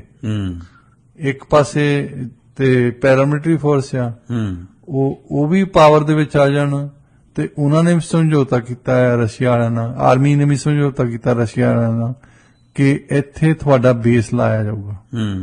ਤਾਂ ਉਹਨਾਂ ਦੋਹਾਂ ਦੀ ਲੜਾਈ ਦੇ ਵਿੱਚ ਇਹਨਾਂ ਨੂੰ ਕੋਈ ਫਾਇਦਾ ਨਹੀਂ ਹੋਣਾ। ਇਸ ਕਰਕੇ ਚਾਹੁੰਦੇ ਨੇ ਉਧਰ ਜਾਣਾ ਜਿੱਧਰ ਦੋ ਪੈਸੇ ਫਾਇਦਾ ਹੁੰਦਾ ਹੋਵੇ, ਕੋਈ ਨਾ ਕੋਈ ਤਾਂ ਫਾਇਦਾ ਹੋਣਾ ਚਾਹੀਦਾ। ਪਰ ਤੁਸੀਂ ਦੇਖੋ ਵੀ ਇੱਕ ਦੇਸ਼ ਦੇ ਵਿੱਚ ਸਾਡੇ ਵੀ ਇੱਥੇ ਜਦੋਂ ਰੂਲਿੰਗ ਕਲਾਸ ਨੇ ਖਾਸ ਤੌਰ ਤੇ ਮਿਸਿਸ ਗਾਂਧੀ ਨੇ ਬਣਾਏ ਸੀ, ਜਿੰਨੀਆਂ ਪੈਰਾਮਿਲਟਰੀ ਫੋਰਸਸ ਬਣਾਈਆਂ ਜ਼ਿਆਦਾ ਉਹਨਾਂ ਦੇ ਨੰਬਰ ਕੀਤੇ ਆ ਮਿਸਿਸ ਇੰਦਰਾ ਗਾਂਧੀ ਨੇ ਕੀਤੇ ਆ। BSF ਹੋਈ, CRPF ਹੋਈ, CISF ਹੋਈ, ਇਹ ਸਾਰੀਆਂ ਦੀਆਂ ਸਾਰੀਆਂ ਜਿਹੜੀਆਂ ਇਸ ਕਰਕੇ ਬਣਾਈਆਂ ਸੀ। ਉਸ ਵੇਲੇ ਲੱਗਦਾ ਸੀ ਮਿਸਿਸ ਗਾਂਧੀ ਨੂੰ ਕਿ ਆਰਮੀ ਕੂ ਕਰ ਦਊਗੀ, ਰਾਜ ਪਲਟਾ ਕਰੂਗੀ। ਇੱਕ ਵਾਰੀ ਤੇ ਜਨਰਲ ਮਾਨਕ ਸ਼ਾਹ ਹੁੰਦੇ ਸੀ ਉਦੋਂ, ਉਹਨਾਂ ਨੇ ਪਰਸਨਲੀ ਉਹਨੂੰ ਸੱਦਿਆ ਮਾਨਕ ਸ਼ਾਹ ਨੂੰ, ਉਹਨੂੰ ਕਹਿੰਦੇ ਕਿ ਤੁਸੀਂ ਕੂ ਤਾਂ ਨਹੀਂ ਕਰਨਾ, ਤੁਸੀਂ ਰਾਜ ਪਲਟਾ ਤਾਂ ਨਹੀਂ ਕਰਨਾ। ਜਨਰਲ ਮਾਨਕ ਸ਼ਾਹ ਕਹਿਣ ਲੱਗੇ ਕਿ ਦੇਖੋ ਪਹਿਲੀ ਤਾਂ ਗੱਲ ਜੇ ਮੈਂ ਕਰਨਾ ਹੋਵੇ ਤਾਂ ਮੈਂ ਤੁਹਾਨੂੰ ਨਹੀਂ ਦੱਸਣਾ, ਤਾਂ ਦੂਸਰੀ ਗੱਲ ਇਹ ਆ ਵੀ ਮੈਂ ਇੱਕ ਸੋਲਜਰ ਆ, ਮੇਰੀ ਦਿਲਚਸਪੀ ਸਿਰਫ ਆਪਣੀ ਆਰਮੀ ਦੇ ਵਿੱਚ ਹੀ ਆ, ਮੇਰੀ ਦਿਲਚਸਪੀ ਆ ਜੋ ਕੁਝ ਤੁਸੀਂ ਕਰਦੇ ਆ ਉਹਦੇ ਵਿੱਚ ਬਿਲਕੁਲ ਨਹੀਂ। ਉਹ ਕਹਿੰਦੇ ਉਸ ਤੋਂ ਬਾਅਦ ਮੈਂ ਘਰ ਆਇਆ ਤੇ ਫੇਰ ਵੀ ਮਿਸਿਸ ਗਾਂਧੀ ਨੂੰ ਨੀਂਦ ਨਹੀਂ ਸੀ ਆਉਂਦੀ ਵੀ ਪਤਾ ਨਹੀਂ ਇਹਨਾਂ ਨੇ ਕੱਲ ਨੂੰ ਕੂ ਕਰ ਦੇਣਾ, ਕਿਉਂਕਿ ਉਹਨਾਂ ਦਿਨਾਂ ਵਿੱਚ ਰਿਵਾਜ ਵੀ ਸੀ। US ਖਾਸ ਤੌਰ ਤੇ ਪਾਕਿਸਤਾਨ ਦੇ ਵਿੱਚ ਹੋ ਗਿਆ, ਫਿਰ ਬੰਗਲਾਦੇਸ਼ ਛੇਤੀ ਹੋ ਗਿਆ, ਉਹਨੂੰ ਅਫਰੀਕਾ ਦੇ ਵਿੱਚ ਹੁੰਦੇ ਹੀ ਰਹਿੰਦੇ ਸੀ ਕੂ। ਆਰਮੀਜ਼ ਦਾ ਕਈਆਂ ਜਗ੍ਹਾ ਤੇ ਰੂਟੀਨ ਹੀ ਬਣ ਗਈ ਸੀ ਵੀ ਹਰ ਤੀਜੇ ਦਿਨ ਕੂ, ਹਰ ਤੀਜੇ ਦਿਨ ਕੂ, ਤੇ ਮਿਸਿਸ ਗਾਂਧੀ ਵੀ ਡਰੇ ਬੈਠੇ ਸੀ। ਇਸੇ ਕਰਕੇ ਪੈਰਾਮਿਲਟਰੀ ਫੋਰਸ ਜਿਹੜੀ ਹੈ ਜ਼ਿਆਦਾ ਬਣਾਈ ਸੀ, ਉੱਥੇ ਹੀ ਪੰਗਾ ਪੈਣਾ ਸੀ। ਪਰ ਕਦੇ ਸਾਡੀ ਆਰਮੀ ਮੇਰਾ ਖਿਆਲ ਕਰਦੀ ਨਹੀਂ ਏਦਾਂ, ਕਰਦੇ ਨਹੀਂ ਇਸ ਤਰ੍ਹਾਂ। ਬਿਲਕੁਲ ਜੀ। ਤੇ ਹੁਣ ਸਾਡੇ ਅੱਜ ਦੇ ਵਿਚਾਰ ਦਾ ਸਮਾਂ ਹੋ ਗਿਆ। ਬਿਲਕੁਲ ਬਿਲਕੁਲ ਡਾਕਟਰ ਸਾਹਿਬ ਅੱਜ ਦਾ ਸਾਡਾ ਵਿਚਾਰ ਹੈ, ਹਾਲ ਦਿਲੇ ਦਾ ਅੱਖਾਂ ਰਾਹੀਂ ਕਹਿਣਾ ਹੀ ਤੇ ਖੁੱਲ ਕੇ ਰੋ। ਹਾਲ ਦਿਲੇ ਦਾ ਅੱਖਾਂ ਰਾਹੀਂ ਕਹਿਣਾ ਹੀ ਤੇ ਖੁੱਲ ਕੇ ਰੋ, ਇੱਕ ਦੋ ਹੰਝੂ ਕੀਰ ਕੇ ਐਵੇਂ ਆਪਣਾ ਭਰਮ ਬਣ ਜਾਣਾ ਕੀ, ਯਾਰਾਂ ਅੱਗੇ ਫੋਲ ਕੇ ਦੁਖੜੇ ਮੈਂ ਤੇ ਇਹ ਗੱਲ ਜਾਣੀ ਏ, ਯਾਰਾਂ ਅੱਗੇ ਫੋਲ ਕੇ ਦੁਖੜੇ ਮੈਂ ਤਾਂ ਇਹ ਗੱਲ ਜਾਣੀ ਏ, ਕੰਧਾਂ ਅੱਗੇ ਰੋਣਾ ਕੀ ਤੇ ਪੱਥਰਾਂ ਨੂੰ ਸਮਝਾਣਾ ਕੀ, ਪੱਥਰਾਂ ਨੂੰ ਸਮਝਾਣਾ ਕੀ। ਜੀ ਸੋ ਬਹੁਤ ਬਹੁਤ ਮਿਹਰਬਾਨੀ ਡਾਕਟਰ ਸਾਹਿਬ, ਥੈਂਕ ਯੂ ਜੀ। ਸੋ ਇਸ ਦੇ ਨਾਲ ਹੀ ਪ੍ਰੋਗਰਾਮ ਦੀ ਕਿਉਂਕਿ ਸਮਾਪਤੀ ਦਾ ਸਮਾਂ ਹੋ ਗਿਆ, ਸੋ ਮੈਂ ਵੀ ਹੁਣ ਤੁਹਾਡੇ ਤੋਂ ਇਜਾਜ਼ਤ ਚਾਹੂੰਗਾ। ਸਾਡੇ ਪ੍ਰੋਗਰਾਮ ਦੇ ਬਾਰੇ ਤੁਸੀਂ ਆਪਣੇ ਵਿਚਾਰ ਜਿਹੜੇ ਹੈ ਸਾਡੇ ਫੇਸਬੁੱਕ ਦੇ ਉੱਪਰ ਪੇਜ ਹੈ ਰੇਡੀਓ ਇੰਡੀਆ, ਉਹਦੇ ਕਮੈਂਟ ਬਾਕਸ ਦੇ ਵਿੱਚ ਆਪਣੇ ਵਿਚਾਰ ਜ਼ਰੂਰ ਦਰਜ ਕਰਿਓ ਜੇ, ਔਰ ਤਾਂ ਜੋ ਸਾਨੂੰ ਪਤਾ ਲੱਗਦਾ ਰਹੇ ਕਿ ਅਸੀਂ ਠੀਕ ਟਰੈਕ ਤੇ ਜਾ ਰਹੇ ਹਾਂ ਜਾਂ ਤੁਸੀਂ ਕੁਝ ਹੋਰ ਸਾਡੇ ਤੋਂ ਚਾਹੁੰਦੇ ਹੋ। ਸੋ ਇਸ ਕਰਕੇ ਸਾਡੇ ਨਾਲ ਜੁੜੇ ਰਿਹਾ ਕਰੋ, ਰੇਡੀਓ ਇੰਡੀਆ 1110 AM ਸੁਣਦੇ ਰਿਹਾ ਕਰੋ। ਔਰ ਹੁਣ ਮੈਨੂੰ ਬਲਦੇਵ ਸਿੰਘ ਭਾਮ ਨੂੰ ਦਿਓ ਇਜਾਜ਼ਤ, ਕੱਲ ਨੂੰ ਫਿਰ ਨਵੀਂ ਵਿਚਾਰ ਚਰਚਾ ਨਵੇਂ ਇੱਕ ਵਿਸ਼ੇ ਲੈ ਕੇ ਤੁਹਾਡੇ ਰੂਬਰੂ ਹਾਜ਼ਰ ਹੋਵਾਂਗੇ। ਤੋ ਤਦ ਤੱਕ ਲਈ ਦਿਓ ਇਜਾਜ਼ਤ, ਜਿਉਂਦੇ ਵਸਦੇ ਰਹੋ ਜੀ।